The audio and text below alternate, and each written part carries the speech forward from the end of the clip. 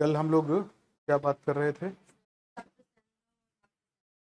नहीं नहीं, वो तो हिंदू और वो हो गया था, मतलब हिस्ट्री में बात हो रही थी ना। कोई कंफ्यूजन नहीं? चलिए, तो आज हम लोग हैं?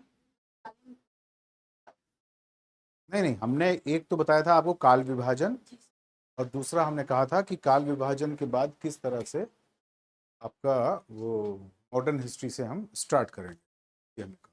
ठीक है ना। दूसरा ये कि एक और पार्ट का हम थोड़ा इंट्रोडक्शन दे दें, जैसे कि ज्योग्राफी में आपने देखा था ना, 3 पार्ट हैं कुल मिला के। तो वैसे ही थोड़ा सा सिलेबस उसमें लिख लीजिएगा इकोनॉमी में, क्योंकि वो सबसे ज़्यादा मुश्किल काम है ना आप लोग। तो इकोनॉमी में भी लीजिएगा। जो भारतीय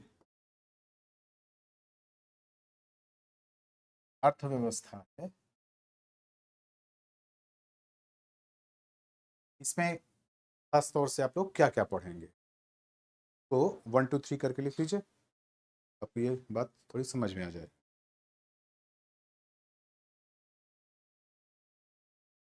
भारतीय अर्थव्यवस्था का परिचय। भारतीय अर्थव्यवस्था, हाँ नोट करते जाइए, पॉइंट नोट करिए ना, क्योंकि यही तो आपको पढ़ना है। भारतीय अर्थव्यवस्था का परिचय, परिचय और पृष्ठभूमि, और पृष्ठभूमि। सेकंड पॉइंट, सेकंड पॉइंट,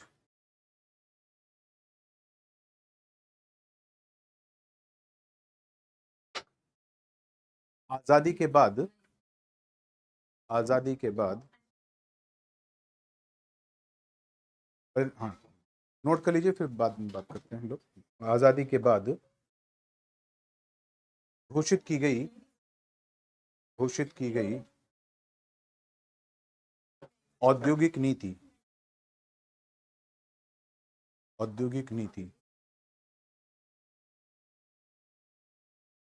लिखने की वजह से ज्यादा जरूरत पड़ेगी नहीं आज, फिर भी आप लोग जहां मर्जी है वहां बैठिए, हम ये नहीं कह रहे। हाँ जो भी आगे पॉइंट बने।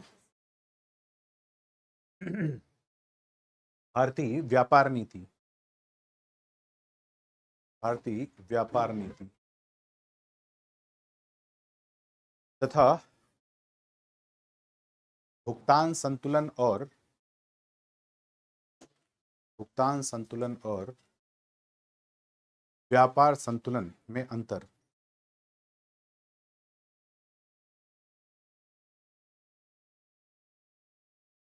पॉइंट, विदेशी, विदेशी विनिमय, अगला पॉइंट रखिए, विदेशी विनिमय, विदेशी विनिमय फॉरेन एक्सचेंज। कोई इंग्लिश मीडियम? विदेशी विनिमय तथा विदेशी मुद्रा भंडार, विदेशी मुद्रा भंडार।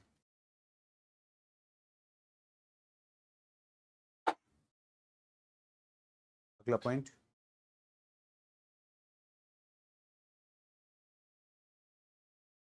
डाल दीजिए, हेडिंग डाल दीजिए, लोक वित्त, लोक वित्त। इसके अंदर फर्स्ट पॉइंट,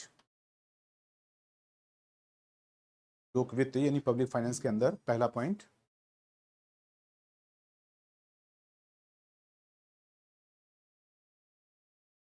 राजकोषीय नीति। दूसरा पॉइंट, मौद्रिक नीति। पहला राजकोषीय, राजकोष, राजकोषीय नीति, और दूसरा पॉइंट रहेगा मौद्रिक नीति, मौद्रिक नीति। अगला पॉइंट, भारत में बैंकिंग का इतिहास, भारत में बैंकिंग या बैंकों का, हाँ हाँ सब लोग, भारत में बैंकों का इतिहास,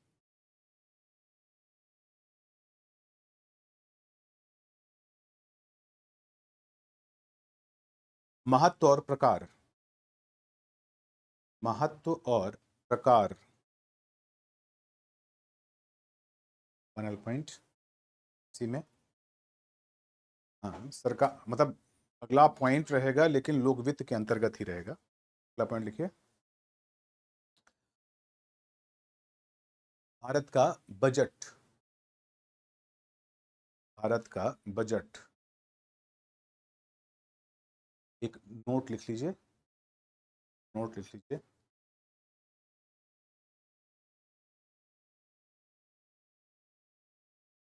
भारत के बजट की प्रक्रिया,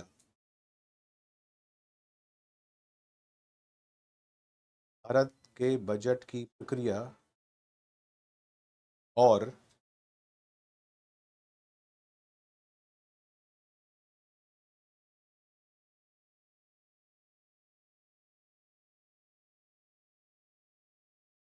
कर विभाजन, कर विभाजन राज्य व्यवस्था का संदर्भ है, संदर्भ है। जबकि अर्थव्यवस्था के अंतर्गत केवल, जबकि अर्थव्यवस्था के अंतर्गत केवल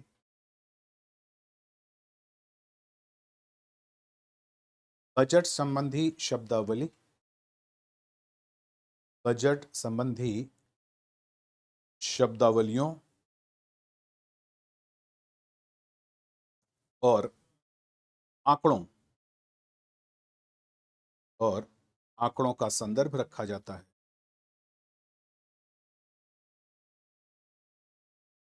आंकड़ों का संदर्भ रखा जाता है। नोट नंबर 2,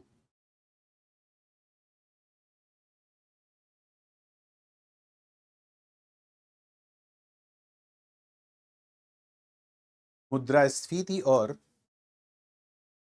मुद्रास्फीति और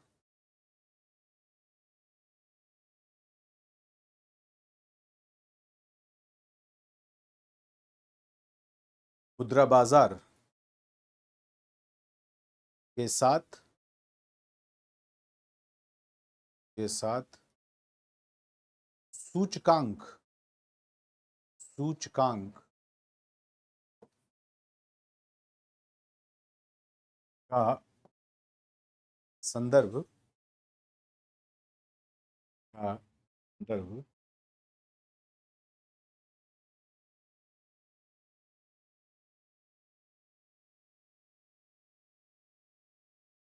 अद्यतन राष्ट्रीय घटनाक्रम, अद्यतन राष्ट्रीय घटनाक्रम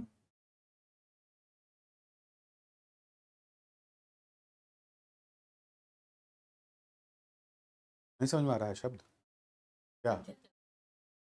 नहीं अद्यतन तो आ गया, तो मतलब क्या हुआ?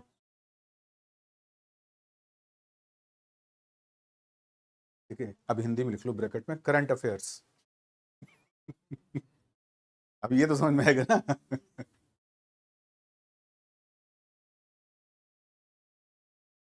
कभी कभी ऐसा होता है ना कि इंग्लिश में ज्यादा समझ में आ जाता है, हिंदी में नहीं समझ में आता है, इसीलिए हमने कहा कि ना अब हिंदी में लिख लो। तो अद्यतन घटनाक्रम को क्या कहते हैं? करंट, करंट अफेयर्स के साथ उल्लेख, बस। तो ये आपका भारतीय अर्थव्यवस्था का वो है, तरह का सिलेबस है। इसमें सारी चीजें आ जाएंगी। तो भारतीय अर्थव्यवस्था जब हम लोग स्टार्ट करेंगे तो, या अगर आप लोग अपने लेवल पर कुछ पढ़ना चाह रहे हैं या पढ़ रहे हैं कहीं पे, तो इसी सिलेबस का ध्यान रखिएगा, इसी इन्हीं बिंदुओं का ध्यान रखिएगा। इसी में सारी की सारी भारतीय अर्थव्यवस्था के जितने भी प्रमुख आ जाते हैं, इनका संबंध आपके नाम से। ठीक है, तो इसमें अभी किसी शब्द का मतलब हम बताने के उसमें बताइए, कुछ कोई शब्द अगर पूछना हो तो पूछ सकते हैं, हम बता देते हैं अभी। लेकिन इन सब का डिटेल हम लोग पढ़ेंगे जब टॉपिक आएगा। तो इस सिर्फ समझने के लिए कोई शब्द अगर आपको लगता है कि दिक्कत कर रहा है तो पूछ सकते हैं। मुद्रास्फीति मतलब महंगाई, क्योंकि आपको टर्म यूज करना है ना, जैसे किसी भी सब्जेक्ट में होते हैं तो उससे संबंधित शब्दावली का प्रयोग करते हैं। तो महंगाई तो एक सामान्य शब्द, अब उसको हम जब इकोनॉमी में पढ़ते हैं तो उसके लिए शब्द यूज करते हैं मुद्रास्फीति। इसी तरह से जो मंदी होती है उसके लिए अवस्फीति। हाँ, स्फीति का मतलब है किसी चीज का प्रसार, एक्सपेंशन। स्फीति का मतलब प्रसार, मुद्रास्फीति मुद्रा का प्रसार। ये हिंदी में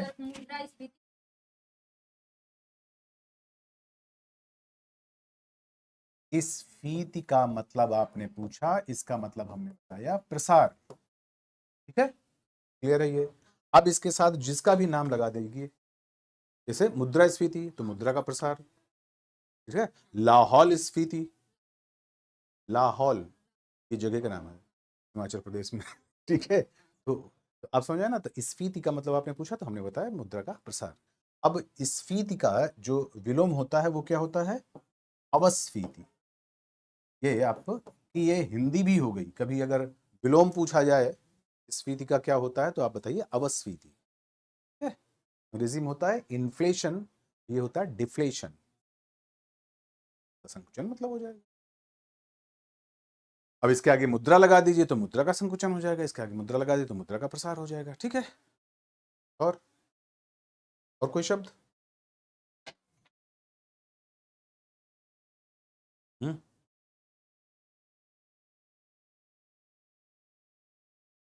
करंट अफेयर,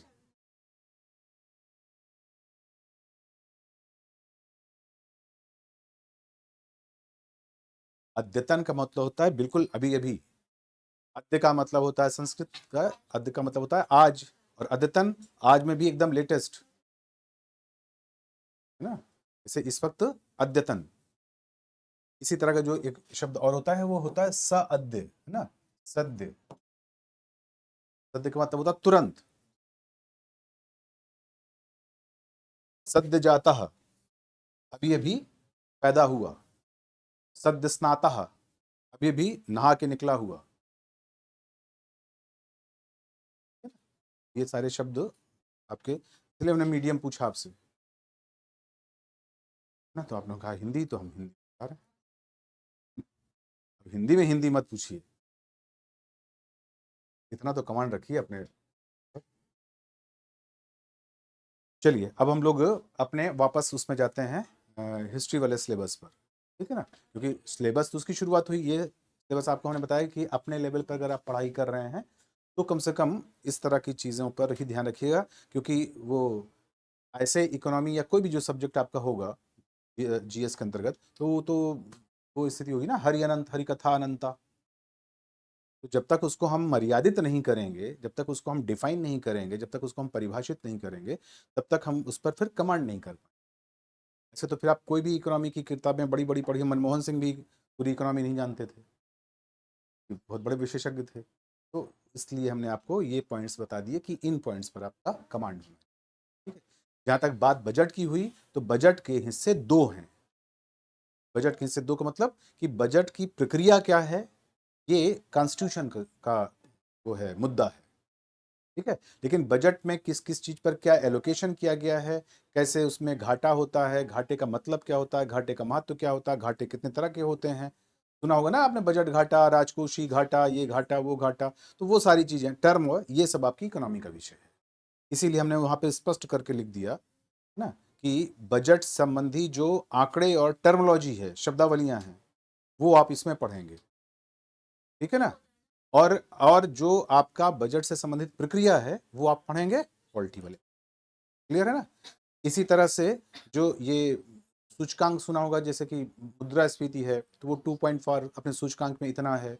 या कभी कभी आप एक शब्द सुनते हो तो सेंसेक्स, शेयर मार्केट में ये शब्द सुना है कभी ना, आज सेंसेक्स इतना बढ़ा, आज सेंसेक्स इतना घटा। तो इन सब से संबंधित जो चीजें हैं वो हम करंट अफेयर के साथ जोड़ के बताएंगे, क्योंकि वो सब चीजें करंट से जुड़ी होती हैं। आज के सेंसेस से मतलब है ना आपका 10 महीने भर के सेंसेस से मतलब है, इससे तो मतलब नहीं है कि वो सेंसेक्स आज से 2 साल पहले क्या था। इसलिए वो चीज वहां पे आएगी। तो जब कभी भी पढ़िए तो उसके टर्म जो है वो हम लोग इकोनॉमी में पढ़ेंगे, और फिर बाकी चीज के जो आंकड़े होंगे वो करंट होंगे। क्लियर। चलिए, अब हम कल आपको बता रहे थे कि जो भारतीय इतिहास है, भारतीय इतिहास के 3 हिस्से हुए, जिसमें हमने क्या किया था, जो मध्यकालीन इतिहास है, मिडिवल हिस्ट्री है, इसको डिफाइन कर लिया था। ठीक है, इसके पहले का सारा हिस्सा क्या हो गया, प्राचीन हो गया, और इसके आगे का सारा हिस्सा आधुनिक हो गया। ये बात समझ में आ गई थी। अब इसमें जो ये 2 पॉइंट हैं, ये पॉइंट्स आपको याद हैं कौन कौन से सन थे, कौन कौन सा लिखा है क्या, चल लिख लिखा है। तो ये है 1757, ये है 1200, ठीक है, 1206 से 1700। तो हम लोग की बात शुरू करेंगे यहाँ पे। ऐसे अगर आपसे पूछा जाए कि जो आधुनिक भारतीय इतिहास है, इस भारतीय इतिहास में विशेष रूप से आजादी के पहले आप किसका इतिहास पढ़ते हैं, जो भारत ने यहाँ पर हाँ उपनिवेश स्थापित किया, जिसके लिए शब्द आप लोग यूज करते हैं गुलामी, है ना। तो जो गुलामी स्थापित की, उस गुलामी से संबंधित पढ़ते हैं, उसके बाद फिर आजादी की बात आ जाती है। ठीक है, अब यहां पर हमने क्या टर्म यूज किया, उपनिवेश, है ना। इसको हम लोग सरल शब्दों में गुलामी कह देते हैं आम भाषा में, तो सही शब्द क्या है, उपनिवेश। ठीक है, तो अंग्रेजों ने भारत में क्या कायम किया, उपनिवेशवाद। ये शब्द समझते चलिए, क्योंकि सारे शब्द ही इंपॉर्टेंट हैं। उपनिवेशवाद, ठीक है। तो भारत ब्रिटेन का क्या हुआ, उपनिवेश, और इस उपनिवेश से, यानी इस प्रकार का जो कुछ भी, अभी आप इसका नाम दे दीजिए, गुलामी देना चाहते हैं तो गुलामी दे दीजिए, दास्ता दे दीजिए, जो मर्जी आए कर दीजिए। तो जो ये गुलामी या दास्ता है, इससे संबंधित विचारधारा को क्या कहेंगे, उपनिवेशवाद। ये बात स्पष्ट हो गई, ठीक है। अब समस्या ये तो क्लियर हो गई कि वाद का मतलब होता है विचारधारा, आइडियोलॉजी। जिस प्रकार की आइडियोलॉजी के साथ, जिस प्रकार के विचार श्रृंखला के साथ, जिस प्रकार की सोच के साथ, जिस प्रकार की सोच के साथ उपनिवेश कायम किया गया, उसे कहा जाता है उपनिवेशवाद। लेकिन समस्या ये है कि फिर ये उपनिवेश क्या है, इसका मतलब क्या होता है। जब ये हमको समझ में आ जाएगा तो पूरा विचार समझ में आ जाएगा। क्लियर है। तो अब यहां पे ध्यान रखना है कि उपनिवेश का मतलब क्या। सरल भाषा में तो आपने समझ लिया था ना कि गुलामी है, दास्ता है, क्या है। अब अगर आप उपनिवेश का मतलब ये समझते हैं कि किसी देश के द्वारा किसी दूसरे देश पर, हाँ ठीक है, बहुत अच्छा शब्द आपने यूज किया, आधिपत्य, हाँ, अच्छी हिंदी है, कब्जा करना, आधिपत्य स्थापित करना, अपना वर्चस्व स्थापित करना, अपना डोमिनेशन करना, कब्जा करना, आधिपत्य करना। तो भाई ये बताइए कि इसके पहले जो तुर्क हैं, उन्होंने क्या किया था, उन्होंने आधिपत्य नहीं स्थापित किया था ना। तो तुर्कों ने भी आधिपत्य स्थापित किया। जब तुर्कों ने भी आधिपत्य स्थापित, तो उनके लिए यह शब्द क्यों नहीं प्रयोग किया जाता। तो ये भी कौन सा यहाँ के निवासी, ये भी तो कब्जा ही कर लिए थे। नहीं नहीं, युद्ध, अरे 1757 खुद प्लासी का युद्ध है। उसके बाद एक नहीं, हजारों युद्ध किया है उन्होंने, ऐसा नहीं किया गए हैं। नहीं नहीं, जो मर्जी आए बताइए, हमें, हम पूरा पूरा स्वागत करते हैं, क्योंकि हम ये जानना चाह रहे हैं कि उपनिवेश, सवाल समझ में आ रहा है, पहले सवाल को अच्छी तरह समझिए, उसके बाद जवाब के बारे में सोचिए, कुछ का कुछ नहीं, है ना। उपनिवेश शब्द का प्रयोग या उपनिवेशवाद शब्द का प्रयोग हम मुगलों के लिए, तुर्कों के लिए, अरबों के लिए, उसके पहले शकों के लिए, हुड़ों के लिए, सिकंदर के लिए, और कितने हमले हुए हैं, कितने युद्ध हुए हैं, उनके कहीं कहीं यूज नहीं होता उपनिवेश। उपयोग किस लिए यूज होता है, जो ये आधुनिक यूरोपीय शक्तियां आई, जैसे अंग्रेज, पोर्तुगीज, डच, इनके लिए शब्द उपनिवेश यूज होता है ना। ये बात हम क्यों जानना चाहते हैं, इसके 2 कारण हैं।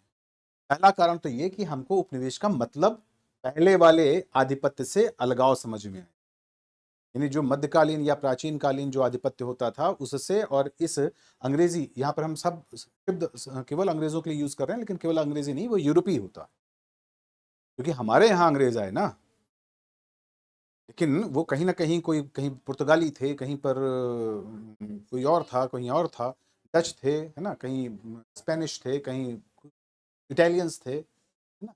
तो बहुत जगह पर, सब जगह पर इस प्रकार का प्रसार हुआ था पूरी दुनिया भर में, और सभी को उपनिवेश कहा जाता है। जबकि मुगलों से पहले मंगोलों ने पूरे काफी दुनिया में हमला करके इकट्ठा कर लिया था, तुर्कों ने हमला किया, तो उनके लिए कभी उपनिवेश शब्द का प्रयोग नहीं हुआ। तो एक तो हमको ये अलगाव समझ में आएगा, और दूसरा उपनिवेश का हमें एक्सक्लूसिव अर्थ समझ में आएगा, इसका विशिष्ट अर्थ क्या है, कहाँ है इसका हम प्रयोग कर सकते हैं।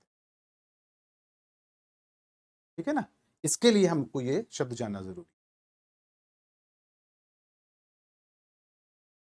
देखिए ये कोई पहेली का काम नहीं है ना, कि ये अलग थक नहीं। अगर आपको क्लियर है तो बताइए, नहीं तो सुनिए।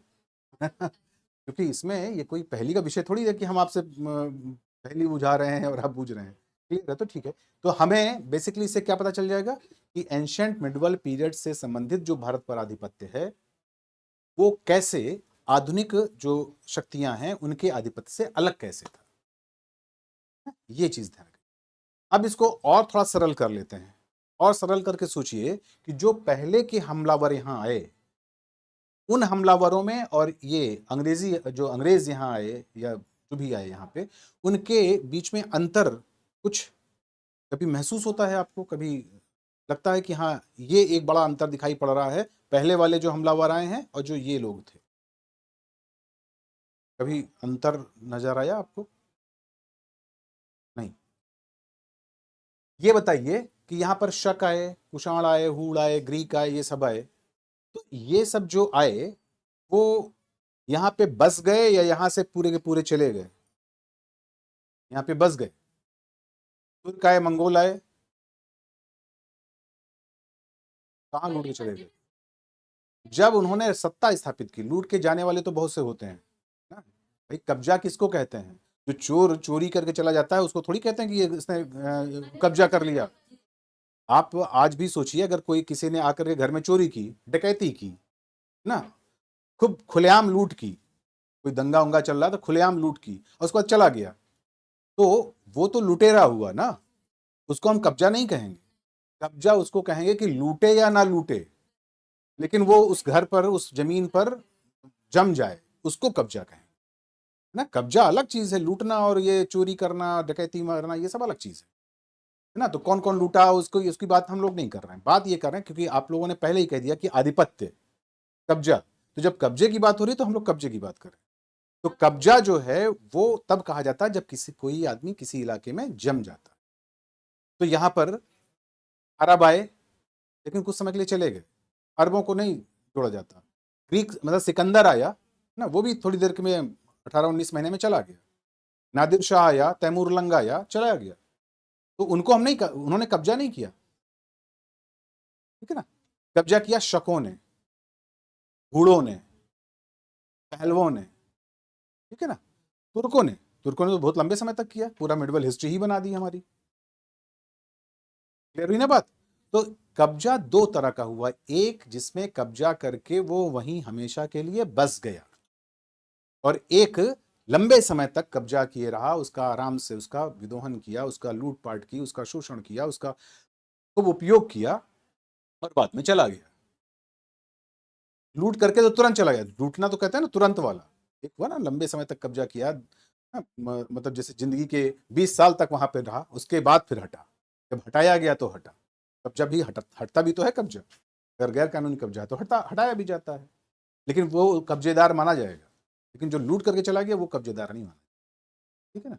तो यहां पर ध्यान रखना है कि जितने भी पहले हमलावर हुए, इससे आधुनिक काल से पहले, ठीक है, आधुनिक काल से पहले जितने भी हमलावर भारत में आए वो सामान्यतः यहां पर बस गए। इससे सहमत है कि नहीं? सहमत है ना, आज तक बसे हुए हैं। जब आप वहां पर आकर के आपका इंटेंशन जमीन पर कब्जा करना और वहां पर बसना होता है, तो वहां पर शब्द जो प्रयोग होता है वो होता है साम्राज्यवाद। क्योंकि यहां पर जो इंटेंशन है वो कैसा है, जमीन पर कब्जा करके अपना राजनीतिक प्रभुत्व स्थापित करना, अपना राजनीतिक प्रभुत्व स्थापित, ठीक है? लेकिन अंग्रेजों का जब हम लोग बात भारत के संदर्भ में करते हैं तो ये जान के आप चौंक जाएंगे कि 1757 के प्लासी युद्ध के बाद ही इन्होंने कब्जा करना शुरू कर दिया, सब कुछ करते रहे, लेकिन वास्तव में राजनीतिक कानूनी तौर पर जो आधिपत्य है वो उनका 1858 से पहले नहीं था। 1858 से पहले संप्रभुता किसके पास थी? असली मालिक किसको माना जाता था? मुगल सम्राट को। ठीक है ना? मुगल सम्राट के बाद ये 1858 में एक घोषणा करके ये जो सत्ता है कानूनी तौर पर वो, यानी कब्जा है कानूनी तौर पर, वो आया ब्रिटिश शासक के पास। ठीक है? तो इसका तो हुआ कि जो राजनीतिक रूप से कब्जा भारत में है वो 1858 से 1947 तक रहा। ठीक है? जबकि हम लोग मॉडर्न हिस्ट्री कहां से शुरू कर रहे हैं? 1757, इसके भी 100 साल पहले। तो 100 साल पहले से यहां पर जो ब्रिटिश सत्ता है, इंग्लैंड की जो राजा या इंग्लैंड का जो कह सकते हैं राजमुकुट है ना, क्राउन है, राजा रानी है, जो भी है, शासक है, उसका कब्जा भारत में नहीं था। वहां की एक व्यापारिक कंपनी का कब्जा था। जैसे फर्ज करिए कि यहाँ पर हमारे पास बड़ी कंपनियां हैं ना, जैसे टाटा, अडानी, अंबानी। अब ये किसी देश में जाकर के वहां पर वहां की राजनीति पर हस्तक्षेप करने लगे, वहां के संसाधनों का प्रयोग करने लगे, तो क्या उसको हम भारत का कब्जा कहेंगे? भारत का कब्जा नहीं कहेंगे। वो तो कहेंगे ना भाई वो रिलायंस वालों का कब्जा हो गया, अडानी ग्रुप का कब्जा हो गया, टाटा ग्रुप का कब्जा हो गया। भारत का कब्जा कब कहेंगे? जब भारत सरकार कहे कि अब ये हमारे कब्जे में है, तब हम कहेंगे अब ये भारत का कब्जा। ये तकनीकी अंतर समझ में आ रहा है ना? क्योंकि ये सब हम लोग जब नॉर्मल अपना इतिहास पढ़ते रहते हैं इस लेवल पर, हाई स्कूल इंटर लेवल पर, इवन बीए लेवल पर भी, तो इस तरह के जो सूक्ष्म अंतर है उनको नहीं पहचान पाते। कह देंगे अंग्रेज, आपके दिमाग में क्या रहेगा कि अंग्रेज यहाँ कब आए? तो बोले वो ईस्ट इंडिया कंपनी थी, ईस्ट इंडिया कंपनी और अंग्रेज और ब्रिटिश सत्ता सब बराबर, और वो 1600 में स्थापित हुई। 1600 से शुरू हो जाते हैं। अरे भाई 1600 से अगर आप शुरू हुए तो आप ये सोचिए ये किसका टाइम है? एक तरह से मालूम है ये अकबर का टाइम है। और अकबर के बाद तो जो भारतीय सत्ता है वो तो और ज्यादा स्ट्रांग होती चली गई। जहांगीर के समय, शाहजहां के समय, औरंगजेब के समय, है ना? और वहीं से आप सोचते हैं कि अंग्रेज आ गए, अंग्रेज आ गए, अंग्रेज आ गए।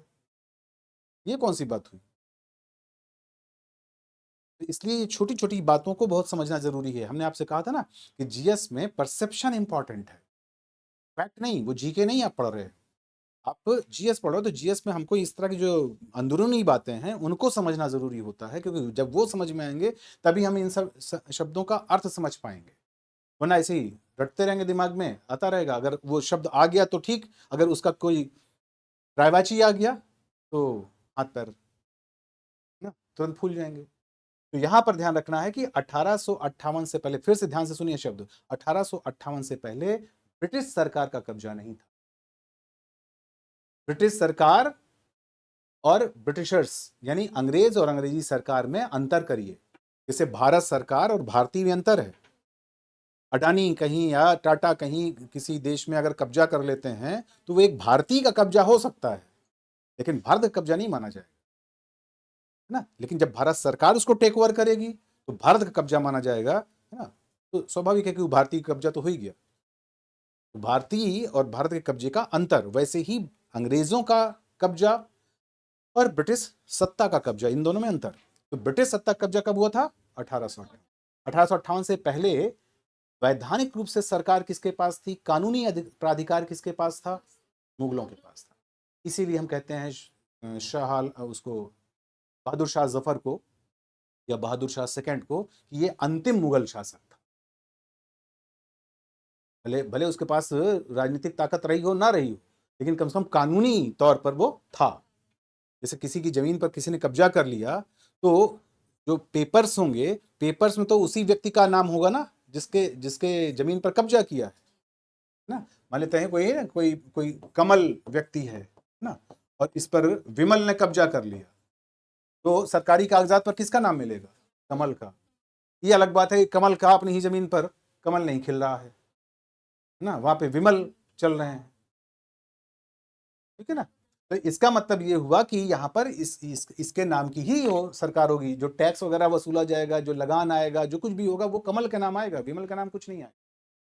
हाँ, लेकिन जो मान लेते हैं कि वो कृषि भूमि है तो उसमें जो फसल आ रही है वो सब विमल को मिल रही है, और अगर वो कोई मकान वकान है तो जो किराया आ रहा है सब विमल को मिल रहा है, कमल को कुछ नहीं मिल रहा है। टैक्स बेचारा कमल दे रहा है, टैक्स भर वो रहा है और किराया लाभ वो ले रहा है। ये अंतर समझ में आया ना? तो बिल्कुल यही चीज ब्रिटिश कंपनी के समय थी। तो ईस्ट इंडिया कंपनी में और ब्रिटिश सरकार में अंतर क्लियर हो गया। वो एक नॉर्मल कंपनी, जैसे हमारे यहाँ बड़ी बड़ी कंपनियां हैं वैसे इंग्लैंड में कंपनी थी, वो ये कंपनी यहाँ पे आ गई। ठीक है, उस कंपनी का नाम आप जानते हैं, ईस्ट इंडिया कंपनी। तो ईस्ट इंडिया कंपनी का यहाँ पर कब्जा जो माना जाता है वो कब से माना जाता है? वो 1757 से 1858, और 1858 के बाद से फिर ब्रिटिश सत्ता का, ब्रिटिश जो सरकार है उसका कब्जा ये शुरू हो जाए। ठीक है ना? तो पहले जो 100 साल हैं वो किसके थे? ईस्ट इंडिया कंपनी के, और बाकी बाद के जो 90 साल हैं वो थे ब्रिटिश सरकार के या क्राउन के। इतनी बात समझ में आ गई? अब हम लोग फिर वापस उसी शब्द में पहुंचते हैं। तो साम्राज्य का मतलब क्या हुआ? साम्राज्य आज भी शब्द यूज होता है। साम्राज्य का मतलब क्या हुआ? जहां पर आप अपना राजनीतिक प्रभुत्व स्थापित, जहां आपका राजनीतिक कब्जा होता है। ठीक है, लेकिन जहां राजनीतिक कब्जा ना हो लेकिन उसके संसाधनों पर कब्जा हो जाए, उसके खेतों पर, उसके बाग बगीचे पर, उसके खानों पर, है ना, इन पर अगर आपने कब्जा कर, उनके उद्योग धंधों पर, उनके व्यापार पर, ठीक है, तो वहां पर जब आप इस प्रकार का कब्जा करते हो तो वो कब्जा आपका तभी तक जायज रहता है जब तक कि वहां पर आपका राजनीतिक वर्चस्व है। राजनीतिक वर्चस्व के बाद फिर जो दूसरी सरकार बनेगी, चाहे वो किसी भी देश की हो या उसी देश की हो, वो फिर वो अपना गवर्न करने लगेगी। तो यहां पर राजनीति पीछे हो जाती है, इकोनॉमी आगे आ जाती है। ठीक है, जहां पर आर्थिक जो इंटेंशन है, वित्तीय इंटेंशन है, वित्तीय आशय है, वित्तीय उद्देश्य है, वो प्रमुखता प्राप्त कर लेते हैं। राजनीतिक प्रमुखता द्वितीय लेवल पे आ जाती है। और साम्राज्यवाद में क्या होता है? वहां पर राजनीतिक जो उद्देश्य है वो प्रमुखता पाता है, वहां पर जो आर्थिक उद्देश्य है वो उसका अनुगामी होता है। तो इसका मतलब हुआ कि जब हम किसी चीज पर कब्जा करते हैं तो उस पर दो तरह की बात हुई, एक राजनीतिक आधिपत्य और दूसरा आर्थिक आधिपत्य ना। अब सिर्फ इसमें समस्या ये है कि कौन सी चीज को आप वरीयता देते हो। जिसको आप वरीयता दोगे उसी हिसाब से ये शब्द बदल जाएगा। अगर आप इसको प्रमुखता देते हैं, जैसे इसके लिए कैसे आपको करें, ये ऐसे, ये समझ में आ रहा है ना, ये वाला ज्यादा ये कम, तो ये क्या कहलाएगा? ये कहलाएगा साम्राज्यवाद। ठीक है, तो इसको हम कुछ इस तरह से लिख सकते हैं, साम्राज्यवाद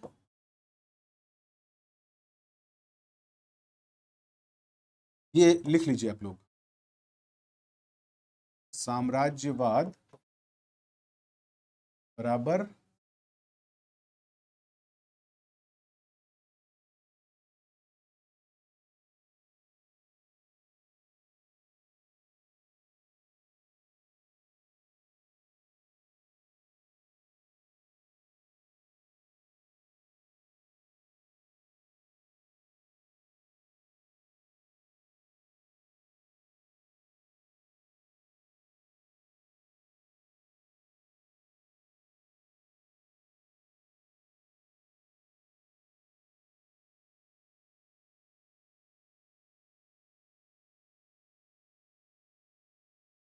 हाँ देखिए, इसीलिए तो हमने यहाँ पे पूरा लिख दिया ना, वहां पे जगह तो आपने सुन लिया है तो फिर अब तो लिख ही लीजिए।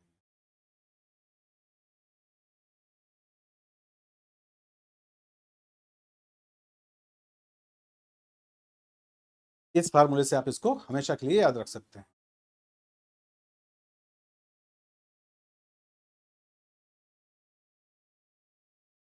आप लोग पूरा पूरा लिखिएगा, है ना, नहीं तो कंफ्यूज हो जाएंगे, हमको तो हमारे तो सीमाएं हैं इसलिए।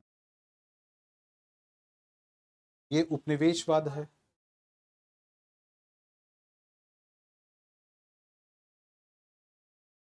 वहां पे ये वही है, उपनिवेशवाद है।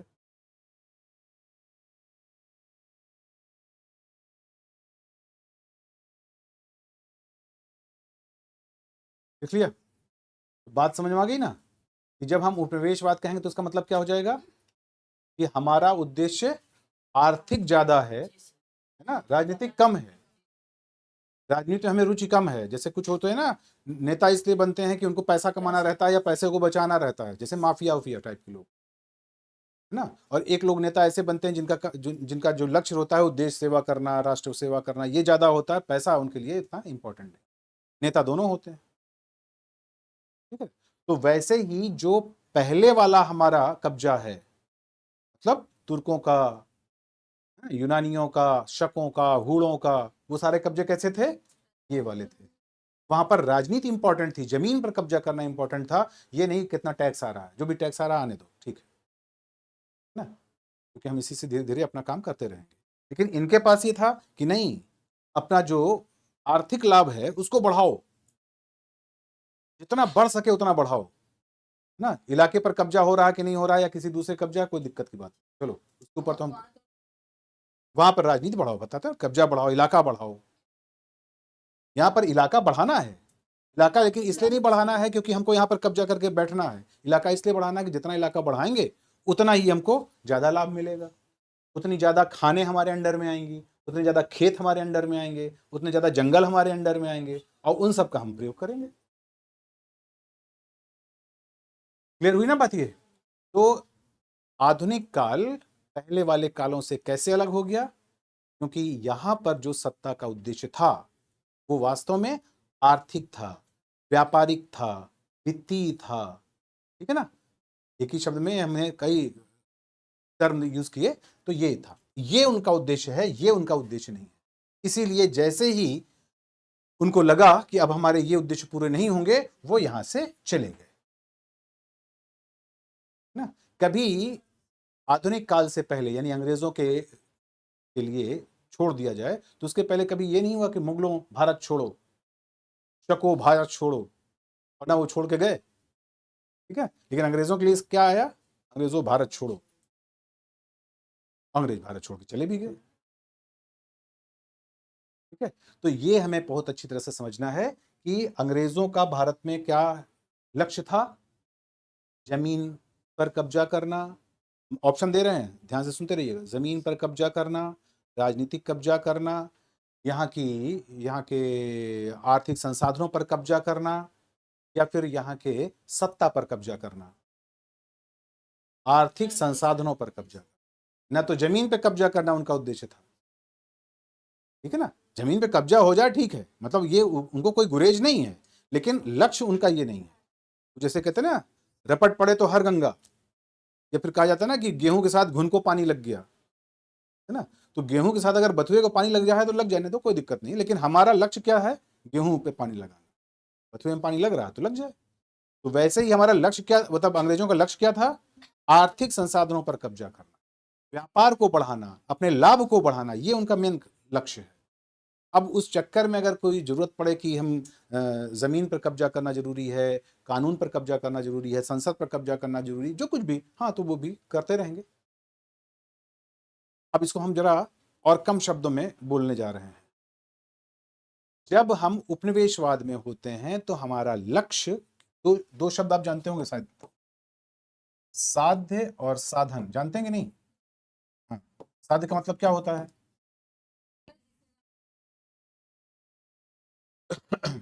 तो साध्य क्या है, ये होता है आपका लक्ष्य, ठीक है। और इस लक्ष्य को पाने के लिए जिन चीजों का हम प्रयोग करते हैं वो होता है साधन। ये बात समझ में आ रही है। अब इस लैंग्वेज में साम्राज्यवाद और उपनिवेशवाद को जानने की कोशिश करिए। साम्राज्यवाद में साध्य क्या है, राजनीतिक प्रभुत्व, राजनीतिक कब्जा, राजनीतिक आधिपत्य, राजनीतिक जो कह सकते हैं प्रभाव कायम करना, वो उसका लक्ष्य है। अर्थव्यवस्था वहां पर क्या है, साधन। और उपनिवेशवाद में क्या होगा, इसमें आर्थिक संसाधन पर कब्जा करना, आर्थिक संसाधनों को अपने अधीन लेना, उनको अपने आधिपत्य, ये लक्ष्य होगा। और वहां पर साधन क्या होगा? राजनीतिक सत्ता प्राप्त करना। फिर हमने वही नेताओं के उदाहरण से समझा देते हैं। एक नेता, उसका लक्ष्य राष्ट्र सेवा है। अब उसके लिए थोड़ी बहुत पैसे की जरूरत पड़ती है, तो ठीक है, वो तनख्वाह ले लेगा, लोगों से चंदा ले लेगा, पैसा चाहिए, उसको भी चाहिए पैसा। जितने भी आप देखते हैं, चाहे वो मदर टेरेसा रही हों, बाबा आमटे रहे हों, या आज भी जितने समाज सेवक हैं, इनको पैसे की जरूरत होती है ना। आखिर अन्ना हजारे ने आंदोलन खड़ा किया तो पैसे की जरूरत थी कि नहीं थी? तो कोई भी अच्छा भी आंदोलन करिए तो भी पैसे की जरूरत तो पड़ती है। गांधी जी को भी पैसे की जरूरत पड़ी थी। तो पैसा तो एक साधन है, लेकिन लक्ष्य क्या है? देश सेवा, राष्ट्र सेवा, कोई सुधार आंदोलन, कुछ है ना। तो ये एक तरीका होगा। एक तरीका क्या हुआ कि एक व्यक्ति के पास पैसे हैं, वो पैसा और बढ़ाना चाहता है, भ्रष्टाचार करना चाहता है ना, वो जमीन पर कब्जा किए हुए उसको बचाना चाहता है, इसलिए नेता मंत्री बनना चाहता है, इसलिए वो सांसद बनना चाहता है, ताकि लोग उसके ऊपर हाथ न डाल सके। दोनों तरह के नेताओं के नाम समझ रहे होंगे आप, जानते हैं नाम, है ना, कि दो तरह के नेता होते हैं। एक नेता वो हुआ, तो यहां पर देखिए दोनों के पास सत्ता है, यानी राजनीतिक ताकत है, और दोनों के पास पैसे भी हैं, लेकिन दोनों के लक्ष्य अलग अलग हैं। एक के पास पैसा साधन है, लक्ष्य सत्ता से कुछ सुधार करना है, और एक के पास क्या है? लक्ष्य ही पैसे को कमाना और पैसे को बचाना है, उसके लिए सत्ता का प्रयोग करना है। उसको प्रयोग क्यों कहें? उसको कहेंगे सत्ता का दुरुपयोग करना है, तो वो सत्ता का दुरुपयोग करे। तो यहां पर जो उपनिवेशवाद है, उसमें लक्ष्य क्या है? भारत के आर्थिक संसाधनों पर कब्जा करना। अब उसके लिए क्या चाहिए साधन के रूप में? साधन के रूप में चाहिए कि हम जो राज सत्ता है, सरकार है, उसको भी अपने कब्जे में ले। क्योंकि जब सरकार पर कब्जा होगा तो संसाधनों पर अपने आप कब्जा हो जाएगा, क्योंकि सारे खेत किसके? सरकार के। सारी खाने किसकी? सरकार की। सारे जंगल किसके? सरकार के। सरकार पर भी कब्जा करना जरूरी है, या कम से कम इतना तो रहे कि सरकार हमारे इशारे पर काम करे। जैसे आजकल नहीं विपक्ष इस प्रकार के आरोप लगाता रहता है कि भाई जो भारत सरकार चल रही है, जो भारत सरकार की नीतियां हैं, वो सिर्फ अडानी और अंबानी के लिए हैं। तो अडानी अंबानी सीधे सीधे तो शासन नहीं कर रहे हैं, शासन तो कोई और कर रहा है, लेकिन विपक्ष का आरोप है कि उनका अडानी अंबानी का प्रभाव इतना ज्यादा है सरकार पर कि कोई भी पॉलिसी बनाई जाती है तो वो उनके फायदे के लिए बनाई जाती है। तो ये बेसिकली क्या है? ये उपनिवेशवाद है। ये अडानी अंबानी का, अगर ये सही है तो हम उस पर नहीं जा रहे हैं, मीमांसा नहीं कर रहे हैं कि ये सही है गलत है। अगर ये आरोप लगाया जा रहा है तो ये वास्तव में क्या हुआ? अडानी अंबानी का भारत पर, यानी भारतीय सरकार पर उपनिवेशवाद है। राजनीतिक कब्जा नहीं है उनका, लेकिन आर्थिक संसाधनों पर कब्जा, पॉलिसीज उनके हिसाब से बनाई, ऐसा आरोप है। हमेशा इस बात का ध्यान रखिए कि आप कोई जज नहीं है कि सीधे निर्णय दे दें, है ना। पक्ष का काम अलग है, सत्ता का सरकार का काम अलग है। आपका काम सिर्फ तटस्थ होकर के विवेचना करना है। तो आप ये कहिए कि ये आरोप है, सही गलत सरकार जाने और वो लोग जाने, है ना, जो जांच एजेंसीज हैं वो जाने, वो सिद्ध करें। अदालत उसको मानेगी कि नहीं मानेगी? जब अदालत मान जाए तब कहिए कि हाँ ऐसा है, उसके पहले सिर्फ आरोप। क्लियर है ना बात ये? तो मॉडर्न इंडिया में हम किसकी बात करेंगे? उपनिवेशवाद की बात करेंगे, साम्राज्यवाद की नहीं, क्योंकि साम्राज्यवाद क्या है? पीछे है। तो हमारा सबसे ज्यादा जो ध्यान रहेगा वो किस पर रहेगा?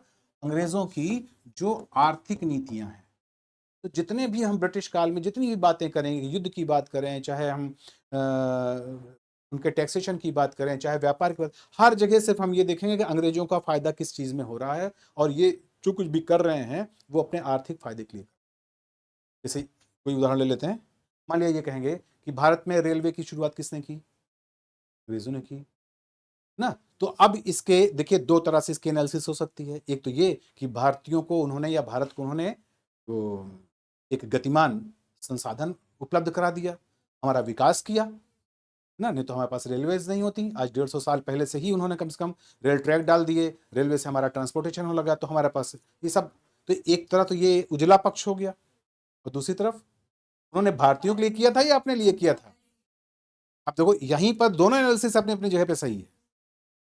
जब आप कहेंगे कि उन्होंने अपने लिए किया था, क्योंकि उनको अपने संसाधन, यहां से संसाधन ले जाने में आसानी हो जाए, इसके लिए किया था, तो वो कैसी व्याख्या हो जाएगी? उपनिवेशवादी व्याख्या।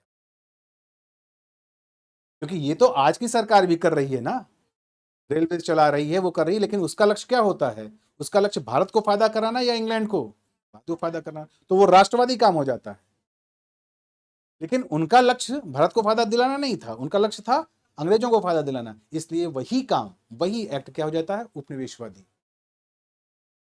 देखो एक्ट एक ही है, कार्य एक ही है, लेकिन वही कार्य किसी दूसरी परिस्थिति में एक दूसरे ढंग से एनालाइज करते हैं, किसी दूसरे ढंग में दूसरे एनालाइज करते हैं। एक और उदाहरण देते हैं, समझ में आ जाएगा और अच्छी तरह समझ में आ जाएगा। ये बताइए, अगर एक व्यक्ति ना बंदूक लेकर के खुलेआम और किसी दूसरे पर गोली चलाकर उसको मार डाले, ये अपराध है या देश सेवा? ये देश सेवा है और अपराध। समझा गई बात? तो एक्ट एक ही है ना, गोली चली, अगला मारा गया, ठीक है। लेकिन यहां पर ध्यान से देखिए कि वही सीमा पर गोली चली, दुश्मन देश का सैनिक मारा गया, ये परमवीर चक्र पाएगा, महावीर चक्र पाएगा ना। गलती से अगर दुर्घटना में इसकी मौत हो जाती तो शहीद कहलाएगा, शहीद का दर्जा दिया जाएगा, लोग उसके है ना मजारों पर फूल चढ़ाएंगे, उसको 21 तोपों की सलामी दी जाएगी जब उसका क्रिमिनेशन होगा, उसकी जब डेड बॉडी चलेगी। और वहीं पे दूसरा, देश के अंदर समाज में गली कूचे में है ना उसने गोली चला दी, तो वो क्या हो जाएगा, वो मर्डरर हो जाएगा, अपराधी हो जाएगा, उसको फांसी होगी, लोग उसकी पूजा अर्चना नहीं करेंगे, लोग उसके ऊपर थूकेंगे। जबकि दोनों में एक आदमी की जान गई है, दोनों में एक गोली चली है, दोनों में बंदूक रही है। समझ में गई ना बात? ये किस चीज का अंतर हुआ, इंटेंशन का। एक इंटेंशन में वही राष्ट्र सेवा है, एक इंटेंशन में वही अपराध है।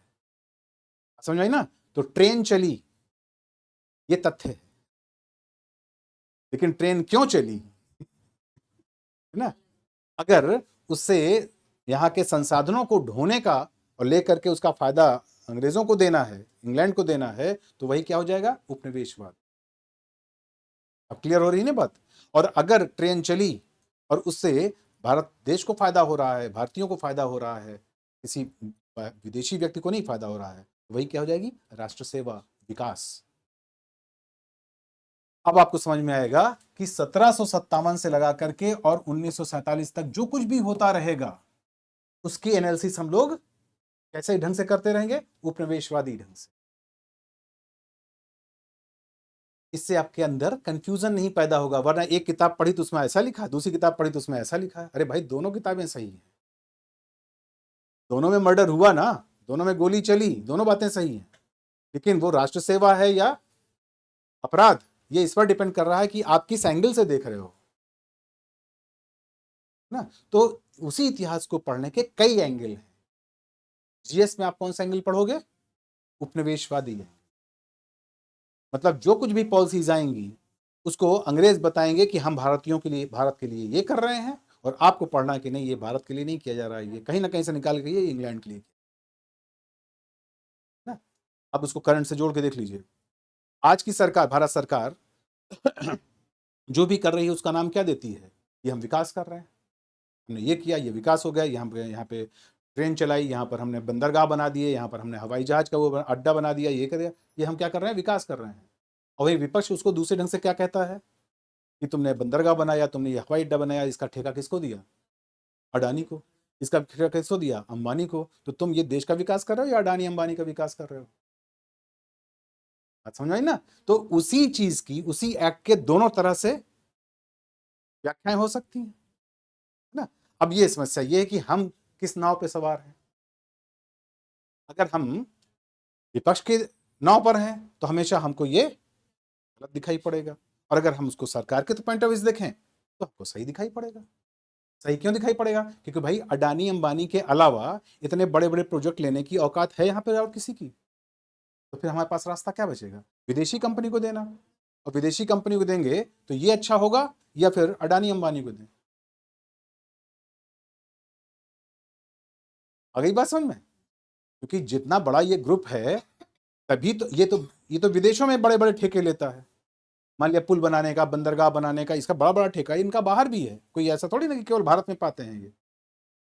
और अगर हम ये इनको ना दें, कहते हैं भाई देखो तुमको नहीं देंगे क्योंकि विपक्ष बड़ा आरोप लगा रहा है, तो हमको चाइनीज कंपनी को देना पड़ेगा, हमको किसी अमेरिकी कंपनी को देना पड़ेगा, और तब लाभ कहाँ जाएगा, तब लाभ का पैसा भारत से बाहर चला जाएगा। और जब भारत से बाहर पैसा चला जाए तो समझिए कि उस देश का यहां पर क्या हो गया, उपनिवेश। समझ में आई बात, उसका हो गया उपनिवेश। जैसे मान लेते हैं ना कि आपके घर में कई भाई हैं, 4-5 भाई हैं, और आपके घर में जो है, और आपके पड़ोस में भी 4-5 लोग हैं। अब आपके घर में वो बस चलती है ना, ट्रांसपोर्ट का काम होता है, बस का, ट्रक का, ये सब का काम होता है। आप सिर्फ उसको उसके बस में इसलिए ना बैठ के जाएं क्योंकि वो हमारे भाई, बड़े भाई के है, उसके पास पैसे बहुत हैं, वो बस खरीद सकता है और हम कार भी नहीं खरीद सकते, लेकिन हम उसके बस में नहीं जाएंगे, पड़ोसी वाले बस में जाएंगे। अब ये बताओ, ये बेवकूफ़ी कही जाएगी कि अच्छाई कही जाएगी? क्योंकि भाई भाई ही कमा रहा है, कम से कम ये तो सोचो। आपसे जो है वो भाई ही कमा रहा है, ये सोचिए, बजाय इसके कि पड़ोसी को आप कमा दीजिए, उसके 4 बसें और आ जाएंगी। इसमें कम से कम कुछ भी है, खानदान का तो नाम आ ही रहा है ना। उसमें भले ठीक है भाई, वो हम उससे थोड़ा कम, हम भी कोशिश करें कि एक बस खरीद करके हम भी उसी तरह का स्ट्रगल करें जैसे उसने किया था। क्योंकि अडानी अंबानी ऐसा तो नहीं कि एक दिन में बन गए या किसी से चोरी करके बन गए, तो दूसरे लोगों के लिए रास्ता खुला नहीं है क्या, वो भी बन जाए? बंद तो नहीं किया गया। अब वो अपनी मेहनत से बन गए तो आप उनको सिर्फ इसलिए ना दीजिए क्योंकि वो सिर्फ दो चार घराने हैं, जो भी टाटा रिलायंस, ये 3-4 घराने हैं, तो इन घरानों को क्या करें भाई, ये तो दूसरे का काम भी करते हैं और बड़े अच्छे ढंग से करते हैं, तो हमारे अपने देश का काम नहीं करेंगे? तो एक तरह की देश सेवा हुई। तो हमेशा किसी चीज को एनालिसिस करने का तरीका आपका अलग होना चाहिए, बजाय कि आप ले मैन की तरह सिर्फ अखबारों से सुन करके, सोशल मीडिया से सुन करके उसमें बहने लगे कि हाँ ये सही है, हाँ सही बात कही विपक्ष ने या सत्ता पक्ष ने सही बात कही। अरे अपना दिमाग लगाओ भाई, तुम विवेकशील हो, और इसीलिए आपको जीएस पढ़ाई, इसीलिए हर जगह जीएस कंपलसरी की जाए, ताकि लोग हवा में ना बहें। आप किसी की झंडा उठाने के लिए नहीं पैदा हुए, उनका जिंदाबाद, उनका जिंदाबाद, उनका मुर्दाबाद, उनका मुर्दाबाद, क्योंकि हमारी जाति ये है, हमारा धर्म ये है, हमारा ये, उसके आधार पर नहीं। आप अपने दिमाग से सोचो क्या सही क्या गलत, विवेक से निर्णय करो, उसके आधार पर अपना काम करो। अगर तुमको गलत लगता है तो गलत हो सकता है, तो सही लगता है तो सही हो सकता है, ये निर्णय आपका। आगे नहीं बात समझ में? इसीलिए जब एनालिसिस करते जाएंगे, आपको थोड़े आपके अंदर विश्लेषणात्मक क्षमता जगेगी, तो आप किसी भी चीज का निर्णय कर लेंगे। अभी हम कोई भी चीज उठा लें, देखिए अभी आप खुद बोलने लगेंगे, यही फायदा होता है जीएस का। भारत ने, अंग्रेजों ने यहाँ पर शिक्षा प्रणाली का विकास किया, हाँ या ना? पहले शिक्षा जो है सिर्फ कुछ वर्गों तक सीमित थी, चाहे इस्लामिक शिक्षा हो, चाहे जो सनातनी शिक्षा है, कुछ वर्गों तक सीमित थी, बाकी लोगों के लिए शिक्षा के अवसर कम थे। हायर एजुकेशन के ध्यान रखिएगा, हायर एजुकेशन के, जन शिक्षा जो है वो सबके पास थी। आपने संस्कारों के नाम सुने होंगे ना, तो संस्कारों के नाम में एक संस्कार है विद्यारंभ। अन्नप्राशन वगैरह हो जाता है तो उसके बाद कौन सा आता है, विद्यारंभ। विद्यारंभ के बाद आता है उपनयन, ठीक है, उपनयन के बाद आता है वेदारंभ,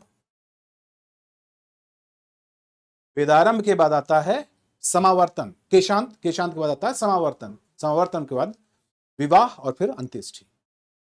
तो हम बाकी संस्कार इसके पहले या इसके बाद की बात नहीं कर रहे हैं, हम यहां की बात कर रहे हैं। तो देखिए उपनयन का मतलब जानते होंगे शायद आप, नहीं जानते हैं?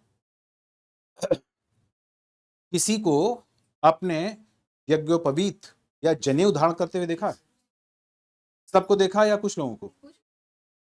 केवल जा, जात जाति, हमको क्या पता तो जाति और धर्म की बात नहीं, मतलब उसकी बात नहीं हो रही है कि पंडित जी करते हैं या किसके। आप देख रहे हैं कुछ लोग करते हैं, कुछ लोग नहीं करते हैं ना, ठीक है।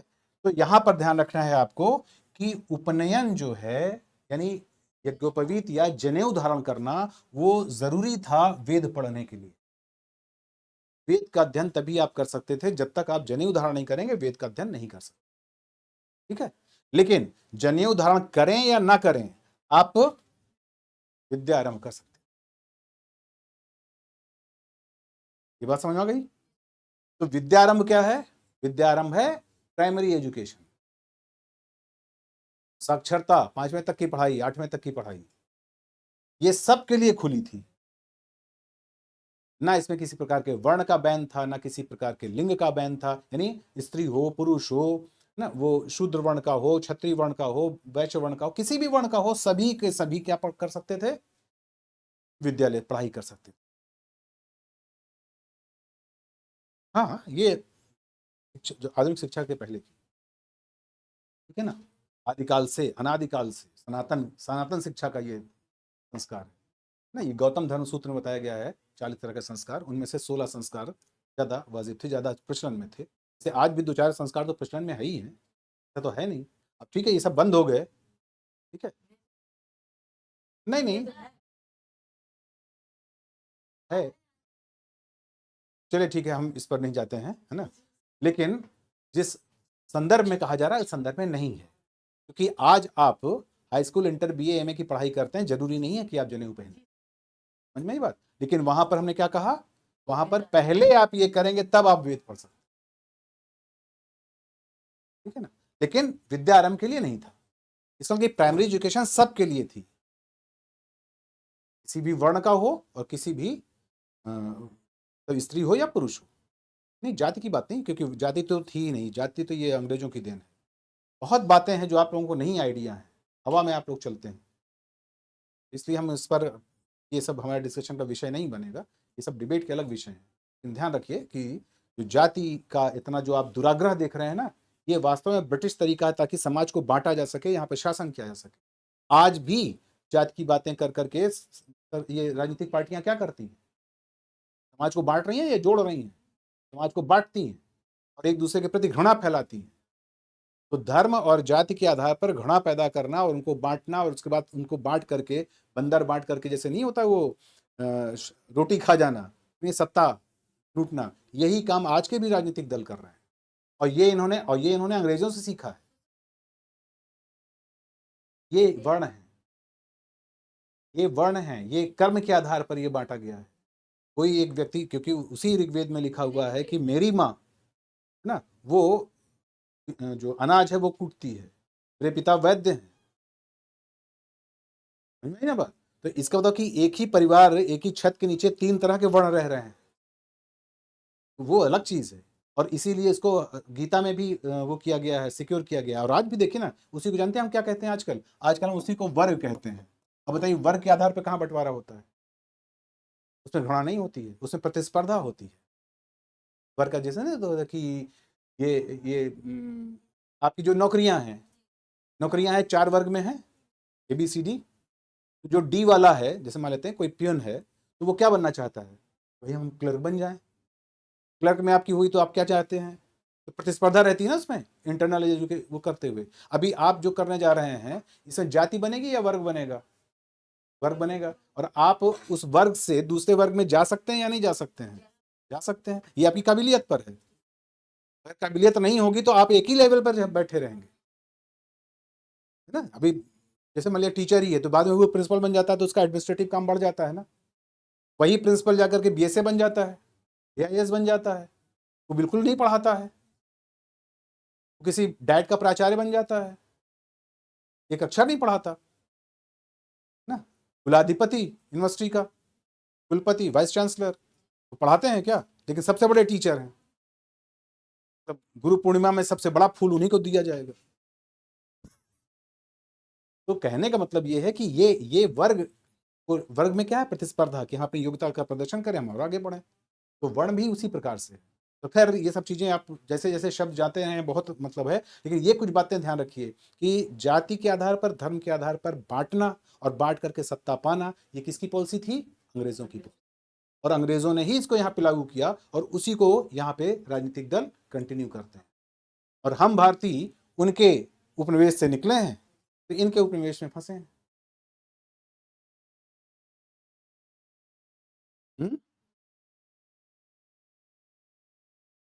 भारतीय राजनीतिक दल यूज कर रहे हैं, भारतीय नहीं कर रहे, भारतीयों पर तो हो रहा है।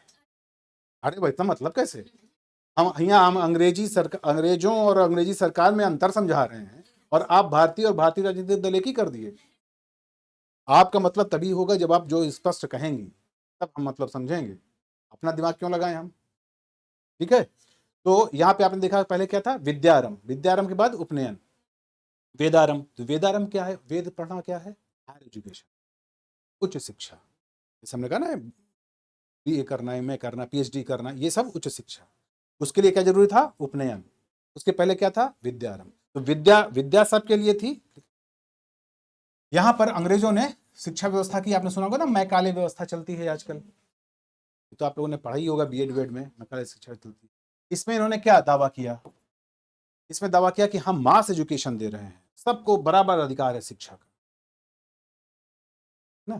तो शिक्षा का बराबर अधिकार दे करके आपने क्या किया? ये भारतीयों का विकास किया या फिर कुछ अपने लिए फायदे फायदे निकाले? हाँ? मदर टेरेसा को क्यों शामिल कर रही हो भाई? हम मैकाले की बात कर रहे हैं, हम 150 साल 200 साल पुरानी बात कर रहे हैं, आप अभी कहां से? हाँ। तो यहाँ पे जो आधुनिक शिक्षा चलती है, ये आधुनिक शिक्षा वास्तव में किसके लाभ के लिए थी? अंग्रेजों के लाभ की थी। क्यों? क्योंकि इंग्लैंड कितना बड़ा देश है, ब्रिटेन कितना बड़ा देश है, और भारत कितना बड़ा देश है, ठीक है। तो यहां पर शासन करने के लिए वहां से कितने लोगों को बुला कर लाया जाए? और फिर जब किसी को रोजी रोटी कहीं उपलब्ध है तो वो दूसरे देश में क्यों जाए? अगर आपको यहाँ पर मान लेते हैं एक सेकंड के लिए कि 15-20 लाख रुपए का पैकेज मिला हुआ है ना, तो क्या आप 30 लाख के पैकेज में फ्रांस जाएंगे? नहीं जाएंगे, क्योंकि आपको लगेगा ना भाई इससे तो अच्छा घर पे है, क्योंकि यहाँ पर हमको 20 लाख मिल रहा है, वहाँ पे 30 लाख मिलेगा, लेकिन खर्च वहाँ पर हो जाएगा 20 लाख, 10 लाख बचेगा, यहाँ पर तो कम हमारा 20 बच रहा है। और फिर इसमें भी सोचिए, ये 20 लाख का पैकेज आपको बेंगलुरु में मिल रहा था, अब 10 लाख का पैकेज आपको आपके गांव में मिल जाए, नहीं छोड़ेंगे आप? समझ में आई बात ना? तो ये सब चीजों का फर्क है। तो जब ब्रिटेन वो विकसित देश हो गया था, दुनिया भर का पैसा उसके पास आ रहा था, क्योंकि दुनिया भर में उपनिवेश थे, हर जगह से पैसा चूस चूस के वहीं पहुंच रहा था ना। एक ब्रिटिश विचारक ने कहा कि जो ब्रिटिश उपनिवेशवादी प्रणाली है ना, ये स्पंज की तरह काम करती है। स्पंज समझते हैं ना? स्पंज, स्पंज की तरह काम करती है। क्या? कैसे? क्या? तो बोलती है ये गंगा के किनारे से सूखती है और टेम्स के किनारे निचोड़ देती है। लंदन वो टेम्स नदी के किनारे है, और भारत की सबसे प्रमुख नदी गंगा। दोनों कहा गंगा के किनारे से सूखती है। स्पंज कहीं से आप देखते हैं, जब ये कहीं पानी गिर गया, कुछ हो गया, तो आपने स्पंज रखा वहां पे, और उसके बाद ले जाकर बाहर निचोड़ दिया, तो पानी का पूरा पानी चला। तो यहाँ पर पानी क्या है? वित्तीय संसाधन। स्पंज क्या है? ब्रिटिश उपनिवेशवाद। तो यहाँ की प्रणाली कैसे काम कर रही है? भारत में गंगा के किनारे से सोखती है, यहाँ से आर्थिक संसाधनों को इकट्ठा करती है और ले जाकर के टेम्स के किनारे यानी लंदन में, इंग्लैंड में निचोड़ देती है। तो इसको कहा जाता है धन निकासी। तो जब सारी दुनिया से, खासतौर से इंडिया से पैसा इतना जाएगा इंग्लैंड जैसे छोटे से देश में, तो सबके पास रोजी रोजगार हो जाएगा ना। जब रोजी रोजगार हो जाएगा तो क्या वहां के लोग यहाँ पर आएंगे? नहीं आएंगे। तो ऐसे में जो बड़ी बड़ी पोस्ट हैं, जैसे अभी हमने कहा ना, अगर आपको 50 लाख का पैकेज दिया जाए तुरंत भाग जाएंगे आप, 2 करोड़ का पैकेज दिया जाएगा चले जाएंगे। तो जो बहुत ऊंची पोस्ट थी, जैसे कमांडर की, डीएम की, तो उसके लिए तो लोग मिल जाते थे, लेकिन क्लर्क के लिए नहीं आते थे यहाँ पे लोग, छोटी नौकरियों के लिए नहीं आते थे। तो छोटी नौकरियों को यहाँ पर भारतीयों को देना मजबूरी थी। अब छोटी नौकरियों जो भारतीय आएंगे, तो वो पहले वाले जो पढ़ के आएंगे वो क्या बोलेंगे? हिंदी बोलेंगे, अंग्रेजी बोलेंगे, संस्कृत बोलेंगे कि पर्शियन बोलेंगे? वो कुछ भी बोले, अंग्रेजी तो नहीं बोलेंगे ना, क्योंकि उनकी पढ़ाई किस मीडियम से हुई है? मदरसे में हुई है तो पर्शियन से हुई है, उर्दू। आप उर्दू कह लीजिए, हम पर्शियन कहेंगे। और अगर उन्होंने इसमें किया है, भारतीय परंपरा में किया है, तो उन्होंने हिंदी या संस्कृत में किया होगा, ठीक है। अब ये संस्कृत और पर्शियन बोले और डीएम साहब अंग्रेज, तो कैसे संवाद होगा? समझ में आई ना बात? तो ऐसे में कुछ ऐसे भारतीय पैदा किए जाएं जो बेसिकली हो तो हिंदी मीडियम, मतलब हिंदी बेल्ट के लोग, हिंदी जानने वाले, लेकिन उनको थोड़ी सी अंग्रेजी पढ़ा दी जाए, वो टूटी फूटी अंग्रेजी बोल लेंगे, जैसे नहीं पुरानी फिल्मों में बोलते हैं अंग्रेजों के साथ। तो वो अंग्रेजी हिंदी के बीच में क्या करेंगे? एक तरह से दुभाषीय का काम करने। तो इस शिक्षा व्यवस्था का जो लक्ष्य था वो क्या था? दुभाषीय पैदा करना, क्लर्क पैदा करना। दुभाषी या क्लर्क पैदा करना जिनको बहुत अच्छी अंग्रेजी नहीं आनी चाहिए, थोड़ी बहुत आनी चाहिए, ठीक है, और बाकी उनको हिंदी आनी, तो हिंदी वाली बातें यानी बाकी लोगों की जो बातें हैं वो साहब तक पहुंचा सके। इस प्रकार का मीडिएशन पाने के लिए, ऐसे मीडिएटर पाने के लिए उन्होंने क्या किया था, यहाँ की शिक्षा व्यवस्था शुरू की थी। ठीक है, अब तुम सोचो ये ज्ञान के लिए थी या उनके अपने लाभ के लिए? उनके अपने लाभ के लिए थी, ज्ञान के लिए थी नहीं। लेकिन इसका दूसरा इंटरप्रिटेशन क्या हो जाएगा, देखो भारतीयों, सारे भारतीयों को हमने अंग्रेजी शिक्षा में लाए ताकि अंग्रेजी विषय पढ़ो तो तुम्हारे अंदर लॉजिक जगेगा, तुम्हारे अंदर मानववाद आएगा। नहीं तो ये क्या तुम लोग धार्मिक शिक्षा पढ़ते रहते हो, वेद पढ़ते हो, पुराण पढ़ते हो, इससे क्या होगा, फायदा होगा? इतिहास भूगोल पढ़ो। और इसका इंपैक्ट आज तक है। आज भी जितनी उच्चतम पोस्ट है ना, चाहे वो किसी, हाँ, जो सेक्रेटरी लेवल का आदमी है, जो सुप्रीम कोर्ट है, जो हाई कोर्ट है, वहां पर सारी प्रोसीडिंग किस में होती है, हिंदी में, अंग्रेजी में, संस्कृत में या पर्शियन में? सब अंग्रेजी में। जितने आप टॉपर्स देखते हो सब अंग्रेजी वाले होते हैं। समाज में तुम्हें बहुत अच्छी तरह से ज्ञान हो रहा हो, लेकिन वो एक कॉन्वेंट वाला आएगा, 4 लाइन बोलेगा और आप सर झुका लोगे, है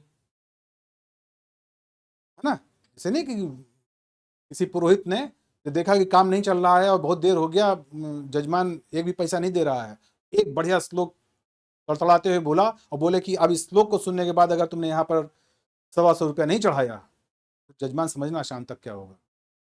अब वो चाहे श्लोक ऐसा रहा हो, भगवान हम आपकी वंदना करते हैं, हमारी रक्षा करो, इतना ही श्लोक रहा हो, लेकिन संस्कृत जब हमको नहीं समझ में आ रही तो हमको क्या लग रहा है, जो पंडित जी अब बता रहे हैं यही सही है, अगर हमने शाम तक नहीं किया तो शनिदेव आज नाराज हो जाएंगे, तुरंत पैसा निकाल देता है।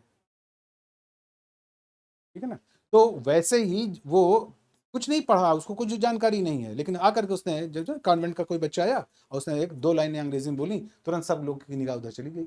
ये जो मानसिकता अभी तक हमारे दिमाग में है, किसकी देन है ना? जब अभी उसी को हम जब संस्कृत में इंटरप्रेटेट करना चाहते हैं और वो मुंह बना के बैठा रहता तो कोई नहीं ध्यान देता, तो तुरंत कहेगा अरे यार ये तो मूर्खों की भाषा है, ये संस्कृत में बोल रहा है, इसको तो हिंदी तक नहीं आती है। वो पर्शियन में बोलेगा, अरबी में बोलेगा, कोई मान लिया अरबी का जानकार है, अरबी में बोलेगा तो उसको कहेगा अरे ये तो दकियानूस आदमी है, मतलब कंजर्वेटिव आदमी है।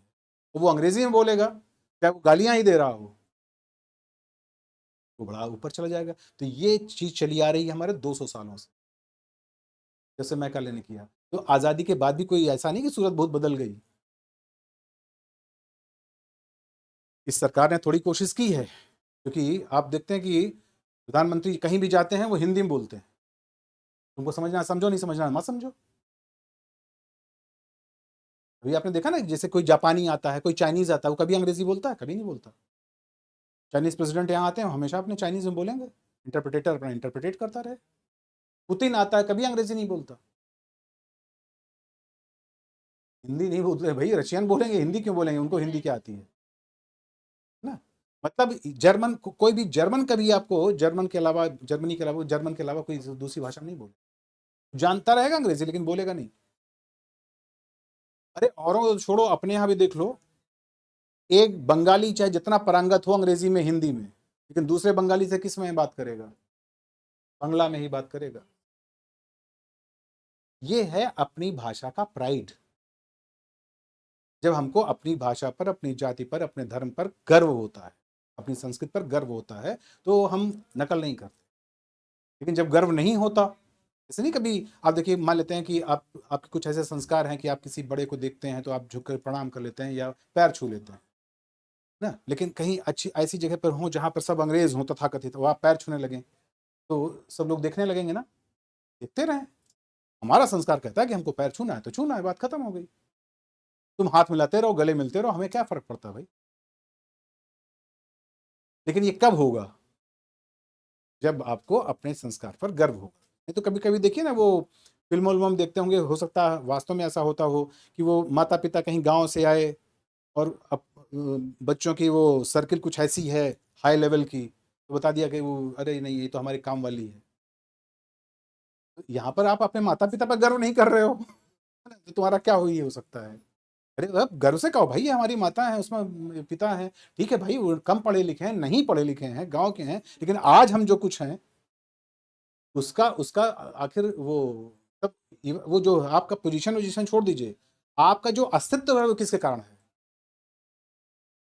तो माँ बाप तो ऐसे भी उसका कोई अल्टरनेट नहीं हो सकता ना, क्योंकि आप हैं, आप क्या हैं वो छोड़ दीजिए, आप प्रधानमंत्री हैं कि आप राष्ट्रपति हैं, या आप कोई वो हैं चपरासी या रिक्शा पुलर हैं, छोड़ दीजिए, आप हैं दुनिया में, यही सबसे बड़ी देन उनकी है, क्योंकि आपके होने के बाद आप कुछ हैं और उसके बाद आप उसी को नकार देते हो ना। तो जब लोग माता पिता को नकार सकते हैं तो फिर भाषा को नकारना और समाज को नकारना, संस्कार को नकारना कितनी देर लगती है? ठीक है, लेकिन जब हमको प्राइड होगा पर, उस पर गर्व होगा, तो हम ऐसा कभी नहीं करेंगे।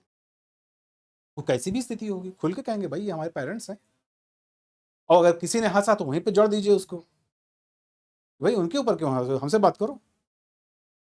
वो मान लीजिए वो भोजपुरी में बोल रहे हैं, मगही में बोल रहे हैं, किस में बोल रहे हैं, ठीक है, हम तो अगर तो आपसे अंग्रेजी में या उसमें बात कर रहे हैं, साहित्यिक हिंदी में, आप हमसे बात करिए।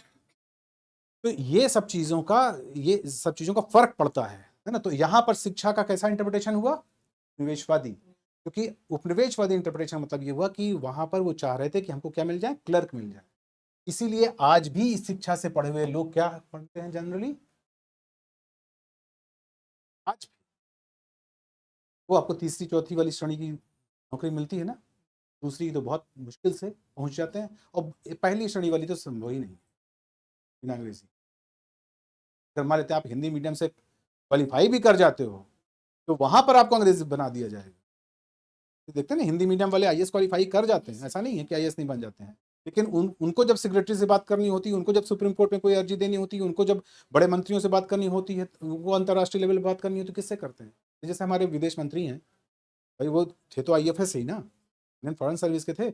हम लोग मतलब आम जनता से तो वो हिंदी में ही बोलते रहते हैं, ठीक है, लेकिन अंतर्राष्ट्रीय लेवल पर या कहीं किसी लेवल जाते हैं तो किसमें बोलते हैं? किसी में बोलते हैं।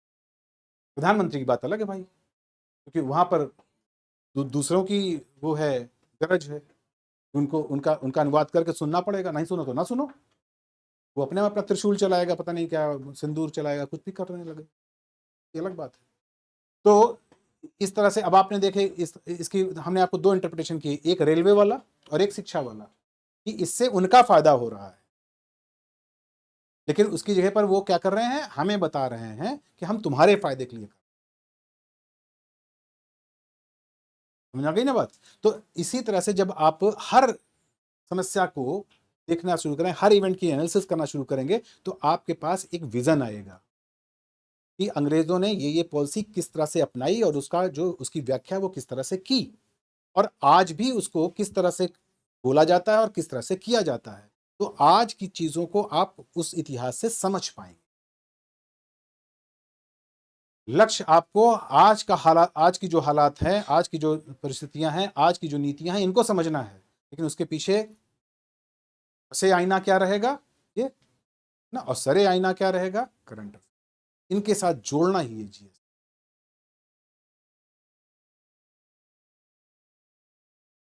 पहली 2 मिनट में छोटी सी बात है, जो यूरोपीय शक्तियां हैं, ये पहले कहीं नोट कर लीजिए क्योंकि ये बहुत जल्दी से काम हो जाएगा इसका। यूरोपीय शक्तियां भारत में, यूरोपीय शक्तियां भारत में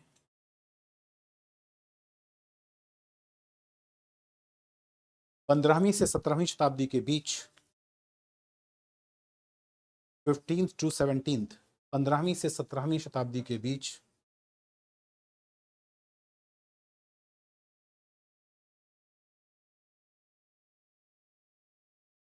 क्रमशः पुर्तगाली, क्रमशः पुर्तगाली, ऐसे एरो लगाते जाइए, पुर्तगाली एरो, डच, डच ब्रैकेट लिख लीजिए, हॉलैंड या नीदरलैंड, डच ब्रैकेट में हॉलैंड या नीदरलैंड, ब्रैकेट बंद कर लीजिए, एरो लगाइए। अंग्रेज, अंग्रेज एरो, फ्रांसीसी, फ्रांसीसी शक्तियों के रूप में आए, फ्रांसीसी शक्तियों के रूप में आए।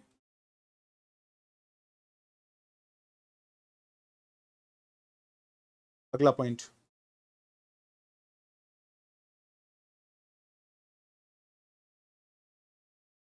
उक्त यूरोपीय शक्तियों के,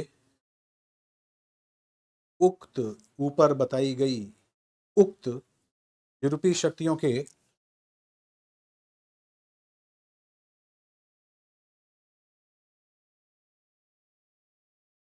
भारत में आगमन का प्रयोजन, भारत में आगमन का प्रयोजन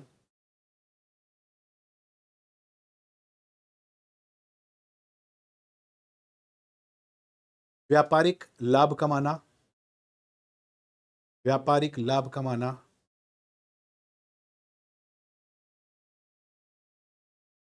अथवा भारत के आर्थिक संसाधनों, भारत के आर्थिक संसाधनों, आर्थिक संसाधनों के ब्रैकेट लिखिए,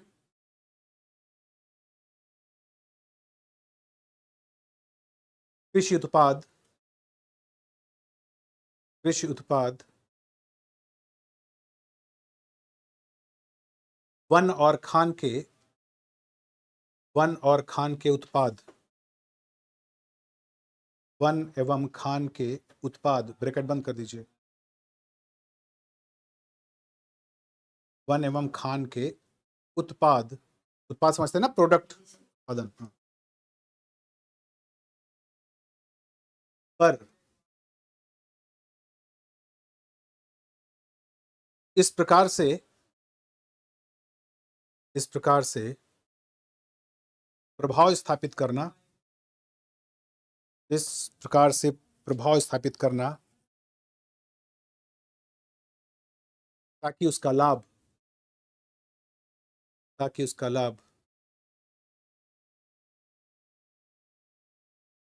ब्रिटेन अथवा अंग्रेजों को मिल सके, ब्रिटेन अथवा अंग्रेजों को मिल सके।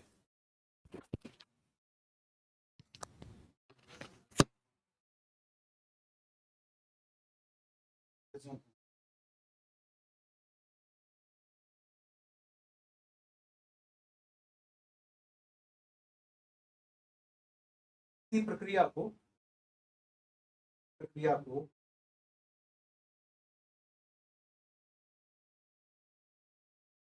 निवेशवादी, उपवादी, एक और नया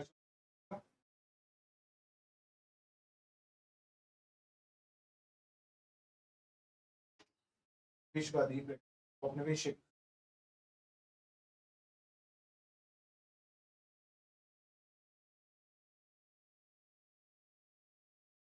आधिपत्य कहा गया, आधिपत्य कहा गया।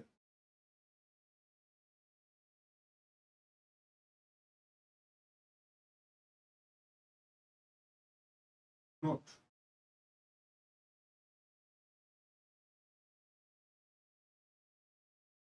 भारत में, भारत में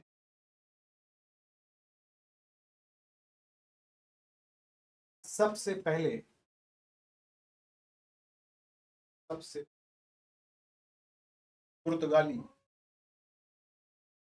पुर्तगाली, ब्रैकेट लीजिए, 1498, 1498 आए, और सबसे बाद, और सबसे, और सबके बाद, और सबके बाद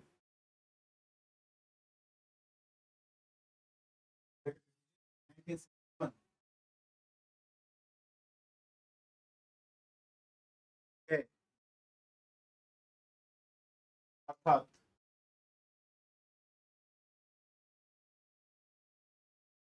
भारत में सबसे लंबा उपनिवेश, भारत में सबसे लंबा उपनिवेश, तालियों का, तालियों का,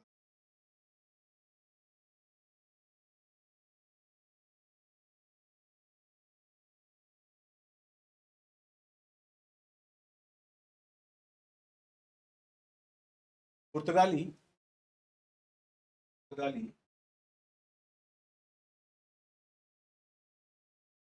कंपनी काली मिर्च मिर्च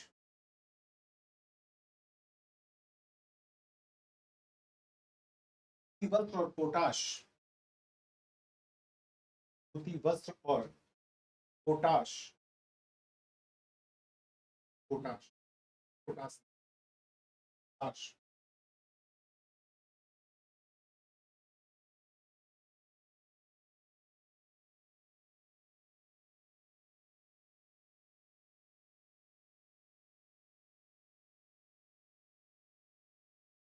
का व्यापार मुख्य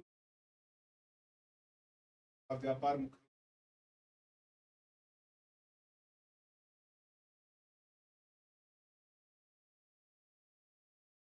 और उसकी आय का एक और साधन, आय का एक और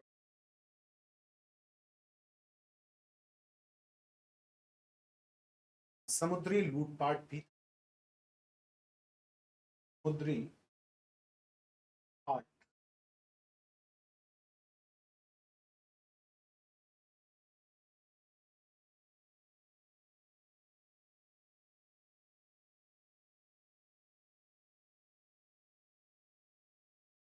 सारी बातें तो समझ में ही रही होंगी। आगे आपको सारी चीज भी आज जानने के लिए आपके दिमाग में क्या होगा। भारत में सबसे लंबा उपनिवेश किसका हुआ? सबसे ऊपर ऑप्शन में अंग्रेज रहेगा, सबसे ऊपर रहेगा अंग्रेज, सबसे नीचे रहेंगे। वो इनका जो है वो बात इनकी हुई थी साउथ में कोच्चिन से, बाद में ये गोवा में चल गए। भारत की आजादी के बाद गोवा आजाद।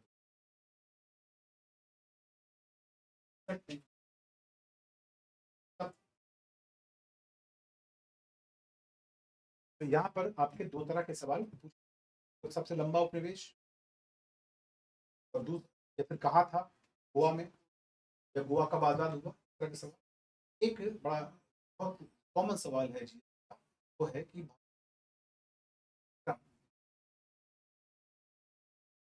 पहले पुर्तगाली है, फिर जो हॉलैंड या आज हम जिस नीदरलैंड था, बच्चों को डच कहा जाता है। आप देखेंगे मैप में तो ये फ्रांस और लक्समबर्ग, जर्मनी, हॉलैंड शब्द, हॉलैंड अंग्रेजों के निवासी अंग्रेज, भारत के निवासी पोलैंड के निवासी, सब जगह के लोग। वैसे ही हॉलैंड के निवासी क्या कहलाते थे? Dutch east India company second number पे है, थर्ड नंबर पर है इंडिया कंपनी, और फाइनली फोर्थ नंबर पे फ्रेंच। सबसे आखिर में 1664 में वहाँ पे डेट नहीं, 1498 बोले तो शताब्दी, 1664 मतलब 17वीं शताब्दी, 2 शताब्दियों तक ये चार शक्तियां। इनमें सबसे ज्यादा विस्तार किसका हुआ? अंग्रेज। सबसे लंबा किसका रहा? बाकी बात कुछ सवाल पूछना।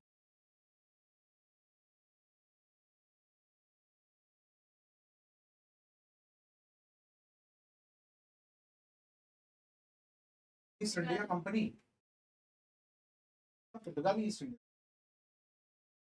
ना, जैसे ये सभी ईस्ट इंडिया कंपनी है, India company, Dutch east India company, पुर्तगाली ईस्ट इंडिया कंपनी। पुर्तगाली जो है सबसे पहले है 1798, उस ईस्ट इंडिया कंपनी का जो नेतृत्व कर रहा था वास्को डी गामा। सबसे लास्ट में वहां पर पुर्तगाली सरकार थी। यहाँ पर जब लास्ट में क्या करेंगे आप बताएं? गवर्नमेंट, गवर्नमेंट एक बार करके सरकार आ जाएगी ना, क्लियर है ना? क्वेश्चन बताइए।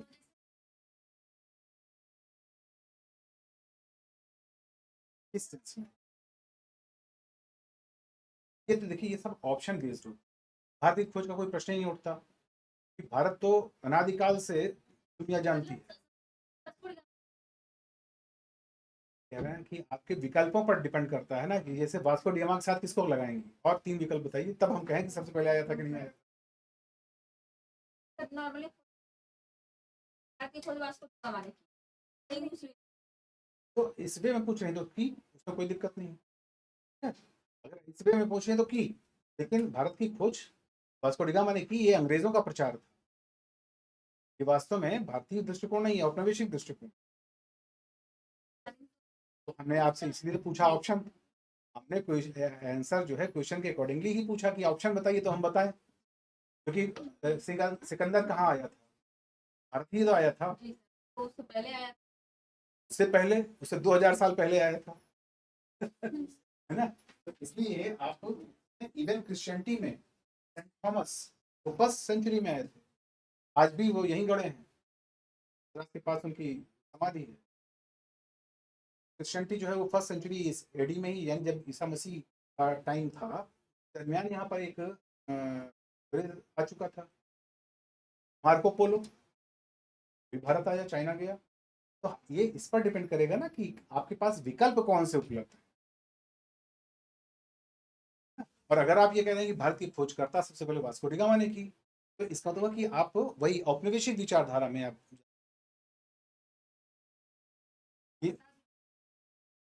क्वेश्चन के गार्ड खोजना करना है, ये आपको विकल्प क्लियर करना है। अभी हम आपको नहीं भी हो रहा है, मालूम किसी क्या बता, हम क्या कह रहे हैं, एक मिनट, हम क्या कह रहे हैं, हम बता ही तो रहे हैं आपको। सर बस वही बात है, अभी कुछ नहीं हम उनको क्यों छोड़ दें, हमें क्यों छोड़ दें, क्योंकि सवाल नहीं, हम क्यों छोड़ दें, क्योंकि सवाल उसका है तो उसको छोड़ना होगा ना। अगर क्लियर नहीं, आप बीच में नहीं आइए इसमें, भी जानना चाहते हैं ना, आप जानना चाह रही हैं तो आप भी बताइए विकल्प, हम आपको विकल्प देते हैं। नहीं, हम आपको विकल्प देते हैं, समझने की कोशिश करिए ना। इस तरह से हमने आपको कल भी कहा था, परिचर्चा करिए, आवाज ऐसी होनी चाहिए आपकी कि आपको लगे कि परिचर्चा हो रही। अब जैसे मान लिया आपका सवाल है, अब इसमें हम ये कहा कि वास्को डी गामा, दूसरा हम दे दें क्लाइव, तीसरा दे दें हम वॉरेन हेस्टिंग्स, चौथा हम कोई नाम दे दें बार्थोलोम्यू। अब ऑप्शन में क्या बनेगा, इसी सवाल का जवाब। अब इसको हम बदलते हैं, Vasco da Gama, Marco Polo, Finch, Alberuni. अब क्या बनेगा, किस यूरोपीय ने किया, अब मार्को पोलो बन जाएगा।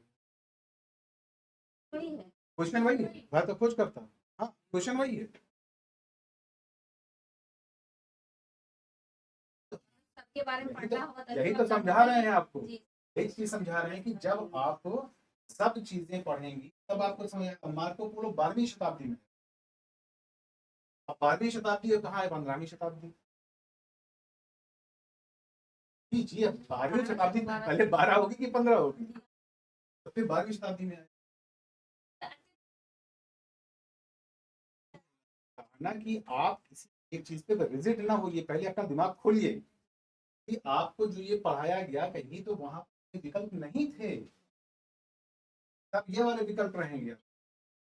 यहाँ पर अंग्रेजों का विकल्प दिया हमने, पुर्तगाली दिया, स्पेनिश दिया, इसमें एक और विकल्प हो सकता है कोलंबस, ये भी आप विकल्प दे दें तो भी आंसर क्या होगा, वास्को डी गामा। लेकिन जैसे ही मार्को पोलो आएगा, मार्को पोलो आप कहां पर हैं इस वक्त, ऑप्शन ऑप्शन ऑप्शन पर देखिए तो, आपका ऑप्शन पर आप कहां हैं, फ्रांस, भारत, अमेरिका, इटली, कहां है आप। दूसरा option, Bharat, America, UP, MP. Bharat भी तो है यहाँ पे, भारत है कि नहीं है, हम नहीं, हमको नहीं समझाइए, खुद समझिए, भारत है ना यहाँ पे, लेकिन आपने कहा यूपी, फिर है ना, अब भारत, यूएसए, तो यहाँ पे यूपी और भारत नहीं है क्या? हमको नहीं बताइए, आप समझिए, समझ में आई बात? अब जो है, नहीं नहीं सॉरी की बात नहीं, बात को समझने की कोशिश करिए, क्लियर हुई ना बात कि ऑप्शन में कौन सा ऑप्शन आपके करीब है। अब जब हमने वास्को डिगामा, कोलंबस ये सब बताया तो उसमें जब वास्को डिगामा के साथ हम मार्को पोलो को ले आए तो क्या हो जाएगा? अब जब मार्को पोलो के बाद हम पीछे और जाकर के हम लेंगे Saint Thomas, Saint Thomas first century का है, थॉमस हो जाएगा। समझ गई ना? तो ऐसे में एब्सोल्यूट आंसर नहीं हुआ आपका कि आप कहाँ हो, क्योंकि एक बार आपने ऑप्शन चुना भारत, दूसरे में ऑप्शन चुना भारत के होते हुए, और तीसरे में भारत और यूपी के होते हुए आपने चुना प्रयाग में। अब बताइए, किताब में लिखा है कि आप भारत में हो, इस पर आप रिजिड हो जाओ, आप कहो कि नहीं हम, ये तो यही आंसर होगा कि हम भारत में हैं। नहीं, आपने खुद कबूल किया कि आप भारत में भी हो, यूपी में भी हो, प्रयाग में भी, क्योंकि लगातार ये ऑप्शन क्या कर रहे हैं आपको, और माइक्रोस्कोपिक कर रहे हैं और ज्यादा करीब कर रहे हैं। अभी ये प्रयाग भी नहीं है, अभी हम यही प्रयाग डालने के बाद अब हम डाल दें इसमें कर्नलगंज, कटरा में, तो कहा कर्नलगंज में हो जाओ। अभी कर्नलगंज भी गलत हो जाएगा, हम यहाँ का एड्रेस डाल देते हैं 3/70, तो आप 3/70 में हो, समझ में आई ना बात? इसीलिए जब आप कोई पहले लेटर लिखता रहे हो या आपके पास कर देते वहाँ पे क्या रहता है, सबसे नीचे रहता है बड़ा वाला यूपी, भारत, उसके ऊपर फिर वो नीचे से ऊपर पड़ता है पोस्टमैन, ऊपर से नीचे नहीं पड़ता है। उसके बाद फिर क्या पड़ेगा, प्रयागराज, आपकी चिट्ठी भी प्रयागराज आ जाएगी। फिर प्रयागराज वाला जब आएगी तो प्रयागराज वाला क्या पड़ेगा, कर्नलगंज, कर्नल में, फिर कर्नल में फिर क्या आएगा, कौन कौन सा नाम इसके घर, तो नीचे से ऊपर पढ़ा जाएगा। तो वैसे ही, और पूरा एड्रेस सही है, वैसे ही आपके, जैसे ही आपने पूछा कि भारत का खोजकर्ता वास्को डी गामा, हमने हमने क्या कहा, हमने कहा आपका विकल्प क्या है। हमने ये नहीं कहा कि आप गलत हो या हम कुछ और बताने जा रहे हैं, हमने आपका कहा विकल्प क्या है। आप विकल्प नहीं बता रही थी, हमारा कहना था कि विकल्प बताओ तो हम बताएं, क्योंकि हम कह दें अभी आपसे कि उसका वास्को डी गामा था, और कल को आपको कोई सवाल मिल जाए जिसमें मार्को पोलो भी ऑप्शन हो और वहां पर मार्को पोलो लगा हो, तो उस वक्त आप अपने अपने ऊपर नहीं चिंतन करेंगे कि हमने गलत समझा, आप हमारा हमारे नाम पर पर्चा फाड़ देंगे। हमको तो सर ने बताया भाई ये वास्को डी गामा है, आंसर गलत है। हमारे ऊपर ज्यादा विश्वास होगा तो कहोगे आंसर गलत है, आंसर विश्वास होगा तो बोले आंसर गलत है। ये परिचर्चा का विषय, समझ आई ना बात? में उत्तेजित होने की जरूरत नहीं है, आराम से समझने की कोशिश, क्योंकि ये एक बार नहीं, ये दसियों जगह ये समस्या पैदा हो। ये भी गलत, उसके पहले अगर सिकंदर आ गया, वो आ गया एस्ट्रोबुलस, और जो उसके साथ नियार्कस वगैरह आए थे तब, वो भी गलत। उसके पहले हेरोडोटस आया था, वो भी गलत, क्योंकि उसके पहले पर्शियन जो यहाँ पे इन्वेड हुआ था 517 ईसा पूर्व, है ना, तो उस सिंधु नदी की खोज करने वाला वो व्यक्ति आया था, वो इटालियन था। ये सब चीजें इस पर डिपेंड करती है, इसलिए हमने कहा इतिहास बहुत अलग चीज है। तो तो बहुत जरूरी है कि हम इसको समझें, और इतिहास अच्छे से जानना जरूरी है। किसी एक लाइन को पकड़ के बैठना नहीं, उस पर आप चिंतन करिए कि अगर हमें ऑप्शन, इसीलिए कई बार ये समस्या पैदा हो, एक किताब में आपने कुछ और पढ़ा, दूसरी किताब, दोनों सही रहते हैं लेकिन दोनों का एंगल अलग है। अब वहां पर जैसे हमने कहा ना, कहीं पे लिखा जाएगा मेडवल हिस्ट्री, कहीं लिखा जाएगा मार्को पोलो ने भारत की खोज की, अब आप छोड़ गए, मार्को पोलो ने कैसे किया, वास्को डी गामा ने किया हुआ है, आपकी प्रॉब्लम है भाई। नहीं तो अब उनको भी समझने में कितना टाइम लगे, बोले कि वो सब जब हमने कहा वो 12वीं शताब्दी में आया, तो उन्होंने बाद में क्या कहा, पहले वो आया। अब 12वीं और 16वीं का भी अंतर तो नहीं समझ में आ रहा था, जब बोलने में नहीं समझ आ रहा तो पढ़ते समय तो आप फ्लैट पढ़ते हो, फिर कहा आप बिटवीन द लाइन्स तो देखते ही नहीं हो, फ्लैट की पढ़ते जाओ। इसीलिए यहाँ पर हम धीरे धीरे आराम से एक एक टर्म बताते चल रहे हैं। अभी आप लोगों को तो पहले से पता था ना कि मेडिवल हिस्ट्री और मॉडर्न हिस्ट्री में अंतर ही कहाँ है, भी बाहर से आए थे, आक्रांता थे, ये भी बाहर से आक्रांता है। तो आज पता चला कि ये तो बिल्कुल ही अलग है। वो आए थे भारत जीतने नहीं। हाँ हाँ, और ये आए थे भारत पर वास्तव में बहुत प्यार से लूटने। लूट के भागने भी नहीं, लूटते रहने। एक होता है ना वो पैरासाइट होता है, जोंक। तो जोंक जो है वो खून पी के भागता नहीं है, आराम से पीता रहता है, धीरे धीरे आपको हैबिचुअल कर देता है। आपको पहले हल्की सी टीस होगी, उसके बाद फिर टीस होना बंद हो जाएगी ना। तो खटमल, तो अंग्रेज खटमल है। तो कोई ऐसा नहीं कि सांप बिच्छू है काटे और भाग गए। ये सब चीजें इस पर डिपेंड करेंगी कि ये जानते। तो आपको ये सारी समस्या आप बहुत ही सामान्य लगेगी। अभी देखिए, कल हमने इसका एक नमूना दिया था। हमने कहा था कि इस्लाम की शुरुआत कहाँ से मानी, क्योंकि सारी सारी डेट्स क्लियर थी ना। और बाद में जब हमने आपको लिखा है तो क्या बोला, खड़े का। तो ये तरीका होता है कि भाई अगर उनके जन्म से लोगे तो फिर कोई लॉजिक लगा के बोलेगा कि अरे कोई जन्म लेते ही थोड़ी ना पैगंबर हो जाता।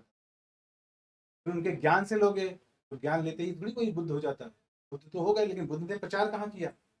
जब आप बुद्ध को लेकर पढ़ते हो तो क्या पढ़ते हो, बुद्ध का जन्म यहाँ हुआ, फिर बुद्ध निकले, फिर बुद्ध को ज्ञान प्राप्त हुआ। लेकिन असली मामला तो होता धर्मचक्र प्रवर्तन, जब उन्होंने अपने धर्म का प्रचार प्रसार शुरू किया। वो कहाँ शुरू किया, सारनाथ से। अब लोग सारनाथ का सवाल सुनो ना। बुद्ध ने कहाँ से अपना धर्म प्रवर्तन किया, काशी, अवध, कुशल, वैशाली। अपना धर्मचक्र प्रवर्तन कहाँ, धर्मचक्र प्रवर्तन होता था अपने धर्म काशी। ठीक है, दूसरा ऑप्शन कुशल, काशी, सारनाथ, वैशाली। देखते जाओ, आप लोग खुद चेंज कर रहे हो, हम नहीं कुछ कर रहे हैं। ठीक है, तीसरा ऑप्शन कुशल, काशी, सारनाथ, वृंदावन।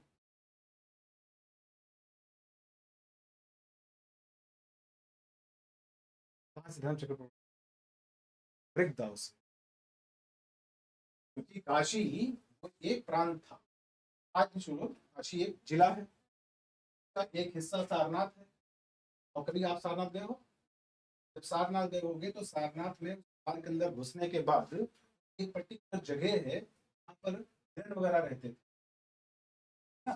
तो हिरणों की जगह पर वहां पर ऋषि लोग रहने लगे, का नाम पड़ गया ऋषि पत्तन। गांव को ही ऋषि पत्तन कहते हैं। एक्चुअली यहाँ पर वो बैठ करके 5 ब्राह्मणों को उन्होंने उपदेश दिया था। तो आप कहाँ हो, भारत में, प्रयाग में 3/17 कर्नलगंज में। समझ में आया? सब जगह देखिए आपका ऑप्शन सही था। जब ये ऑप्शन था तो काशी सही था, ये वाला ऑप्शन आया तो सारनाथ सही हुआ, जबकि काशी है, ये सारनाथ सही हो गया। यहाँ पर देख रहे हैं काशी भी है सारनाथ भी है, दोनों गलत है। पत्तन या मतलब होता है मृग के रहने की जगह, ऋषि पत्तन मतलब ऋषियों का जगह। जनरली आपने सुना होगा ना पहले कि अपने ऋषि मुनि सब केव्स में, गुफाओं में जा करके अपने तपस्या पैसा करते थे, बनाते थोड़ी थे।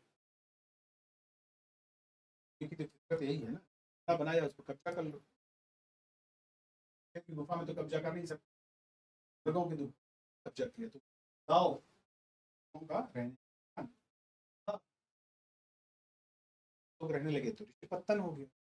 ये भी घूमते टहलते पहुंचे, और कहाँ से पहुंचे, बोध गया से। तो बिहार में बोध गया से चलते चलते पटना बक्सर होते हुए बनारस, बनारस में भी सारनाथ। सारनाथ के अंदर वो एक पर्टिकुलर, सारनाथ भी एक मोहल्ला है ना, अंदर एक पर्टिकुलर जगह पर जाके, और वहीं पर उन्होंने उन 5 ब्राह्मण या इन 5 छोड़ा उन्हीं को। वहां से क्या शुरू हुआ, धर्म चक्र प्रवर्तन, यानी धर्म चक्र का प्रवर्तन का प्रचार प्रसार। इसीलिए वो क्या कहलाए, बौद्ध धर्म के प्रवर्तक। उन्होंने प्रचार प्रसार प्रोपोगेट किया, प्रवर्तक है, क्योंकि जैन धर्म पहले से चला आ रहा था, लेकिन जैन धर्म का प्रचार प्रसार महावीर ने किया। महावीर जैन धर्म के प्रवर्तक हैं, जैन धर्म के जन्मदाता नहीं है, क्योंकि उसके पहले 23 तीर्थंकर हो चुके, वो 24 में थे, तो वो प्रवर्तक हैं लेकिन जन्मदाता नहीं। और बौद्ध धर्म के बुद्ध क्या है, वो जन्मदाता भी हैं और प्रवर्तक भी। एक है ना कि एक कोई विचार आया, उसको किसी ने फैला, और एक ने खुद ही विचार दिया और खुद ही फैलाया भी, ये अंतर होता है प्रवर्तक और। अब इसीलिए ये भी समस्या पैदा हो जाती है, कभी कभी लिख के आएगा जैन धर्म का मूल प्रवर्तक है वो कौन है, और वहां पर महावीर का नाम है, और उधर ऋषभ देव होगा ना, लेकिन वहां वो महावीर भी लगा देंगे कुछ, क्योंकि बोलेंगे इतिहास किताब में लिखा है प्रवर्तक। तो यहाँ पर आप शब्द को नहीं समझ पा रहे, प्रवर्तक का मतलब प्रोपोगेटर, प्रचारक।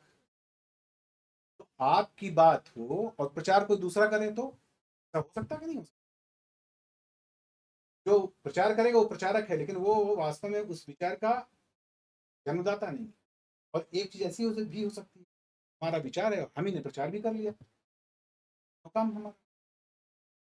एक फिल्म होती है ना, उसमें डायरेक्टर अलग होता है, एक्टर अलग होता है, और कुछ ऐसे भी डायरेक्टर हुए हैं ना जो खुद ही एक्टर भी, देवानंद, राज कपूर, तो एक्टर डायरेक्टर दोनों हैं वो। खुद जो है वो एक्टर डायरेक्टर दोनों हैं, प्रोड्यूसर भी हैं और एक्टर भी। महावीर क्या है, महावीर एक्टर है, प्रोड्यूसर नहीं है, प्रोड्यूस बहुत पहले हो चुका। और उसके बाद एक नहीं, और कहता 23 लोग लाइन में, 24वां नंबर पर। चलो ठीक है, समझ में आ गई ना बात। अब ये अब जो है वास्को डी गामा, भारत के खोज करने वाला वास्को डी गामा अभी नहीं बीता, सारनाथ में चक्र परिवर्तन किया भी नहीं बीता, लेकिन रट दाव पर तो जरूर किया। आपका वो गलत नहीं, और कोई कंफ्यूजन तो नहीं। इसी तरह से आज के लिए पूछा गया, आज भी एक दो लोगों ने बीच में टोका टाकी की, जितने कि मैंने नजरअंदाज कर दिया, हमने उस पर कोई नहीं। हम फिर से आपसे अपील करें, एक दो दिन तक अपील करें, सीधे सीधे डांटना शुरू, फिर से अपील करते क्लास चलता भी सवाल उनको आप कहीं क्लास के बीच में बोलेंगे तो। अभी हम क्या कर रहे हैं कि अभी हम जाए बीच में ब्रेक करने के आपको अनसुना कर रहे हैं, अनसुना करेंगे तो भी आपको खराब लगेगा कि हमने सवाल पूछा उन्होंने बताया नहीं। तो हम आपसे डिस्कशन नहीं कर रहे हैं भाई, लेक्चर डिलीवर। अब हम आपसे डिस्कशन कर रहे होते हैं पहले 5 मिनट या आखिरी 5, पहले 5 मिनट में आप लोग थे नहीं ज़्यादातर, तो आखिरी 5 मिनट नहीं बल्कि 15 मिनट होते किया। अंदर आगे से ये समझ में भी आपको आ गया, सही में ज़्यादा सही और गलत में सबसे कम गलत। अभी काशी सारनाथ मृदौल सब हटा दिया है ना, और वहां पर हमने ऑप्शन रख दिया वो मगध, कौशल, उज्जैन, कौशाम्बी, तब आंसर फिर मगध हो जाए। तो चारों गलत, इसमें सबसे कम गलत कौन है? ये एग्जामिनेशन देना इसीलिए कला है, ज्ञान एक अलग कला है, एग्जामिनेशन देना एक अलग कला है। कभी कभी लोग जो नहीं कहते हैं कि अरे ये तो आंसर ही गलत है, कमीशन नहीं मानता, इसलिए कमीशन ने कहा गलत तो दिया लेकिन सबसे कम गलत बताओ। तुमसे एग्जैक्टली वो क्यों पूछना जो तुमने पढ़, जो तुम पढ़ के आए हो, हम वो पूछेंगे ना, ताकि आपके दिमाग का सिर्फ ज्ञान का ही नहीं, कि आपके समझ का भी हमको टेस्ट लेना, समझ का। जहाँ पे समझ होती है वहां पर ज्ञान काम कम आता है। कहा जाए ना, आप भारत में है या भारतीय उपमहाद्वीप में, महाद्वीप तो गलत है ना आंसर, उपमहाद्वीप में तो और भी देश आ जाते हैं। लेकिन जब भारत ऑप्शन नहीं है, यूपी ऑप्शन नहीं है, प्रयागराज ऑप्शन नहीं है, तो भारतीय उपमहाद्वीप क्या एशिया भी सही हो जाएगा। हाँ, गलत में कम गलत, ध्यान से रखिए, इनको काट बांधिए, गलत में कम गलत, सही में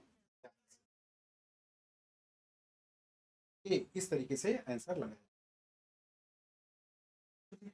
ऑल द बेस्ट।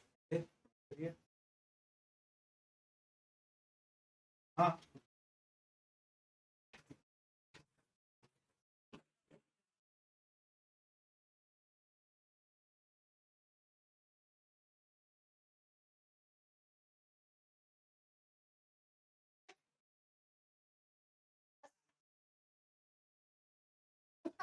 कब से आप मुझे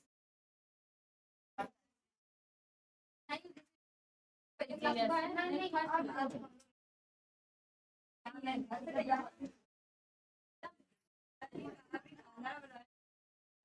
नहीं बस खाना तो बनाना ही पड़ेगा कोई बना के दे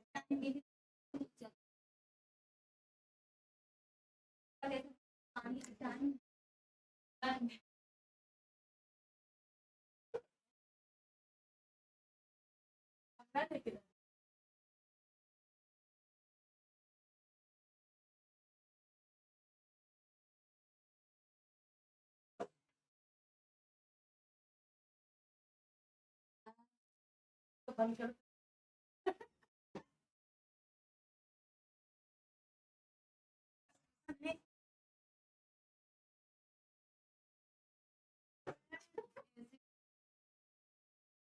दीदी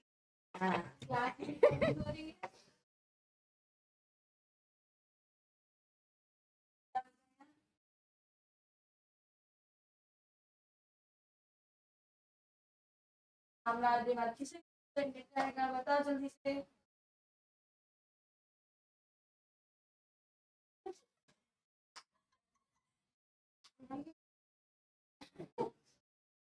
नहीं बड़ी नहीं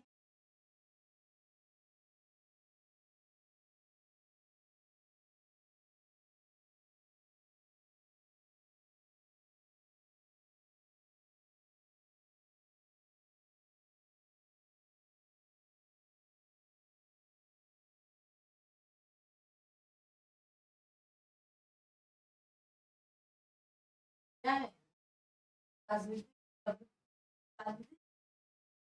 आज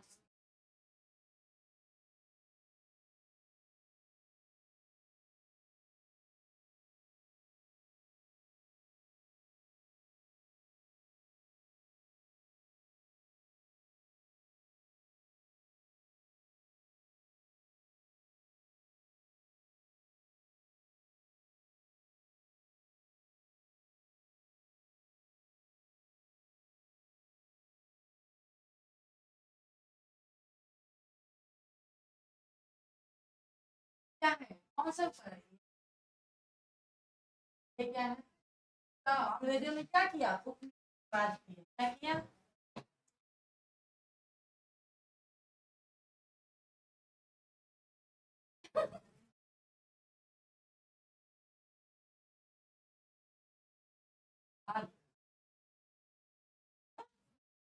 क्या किया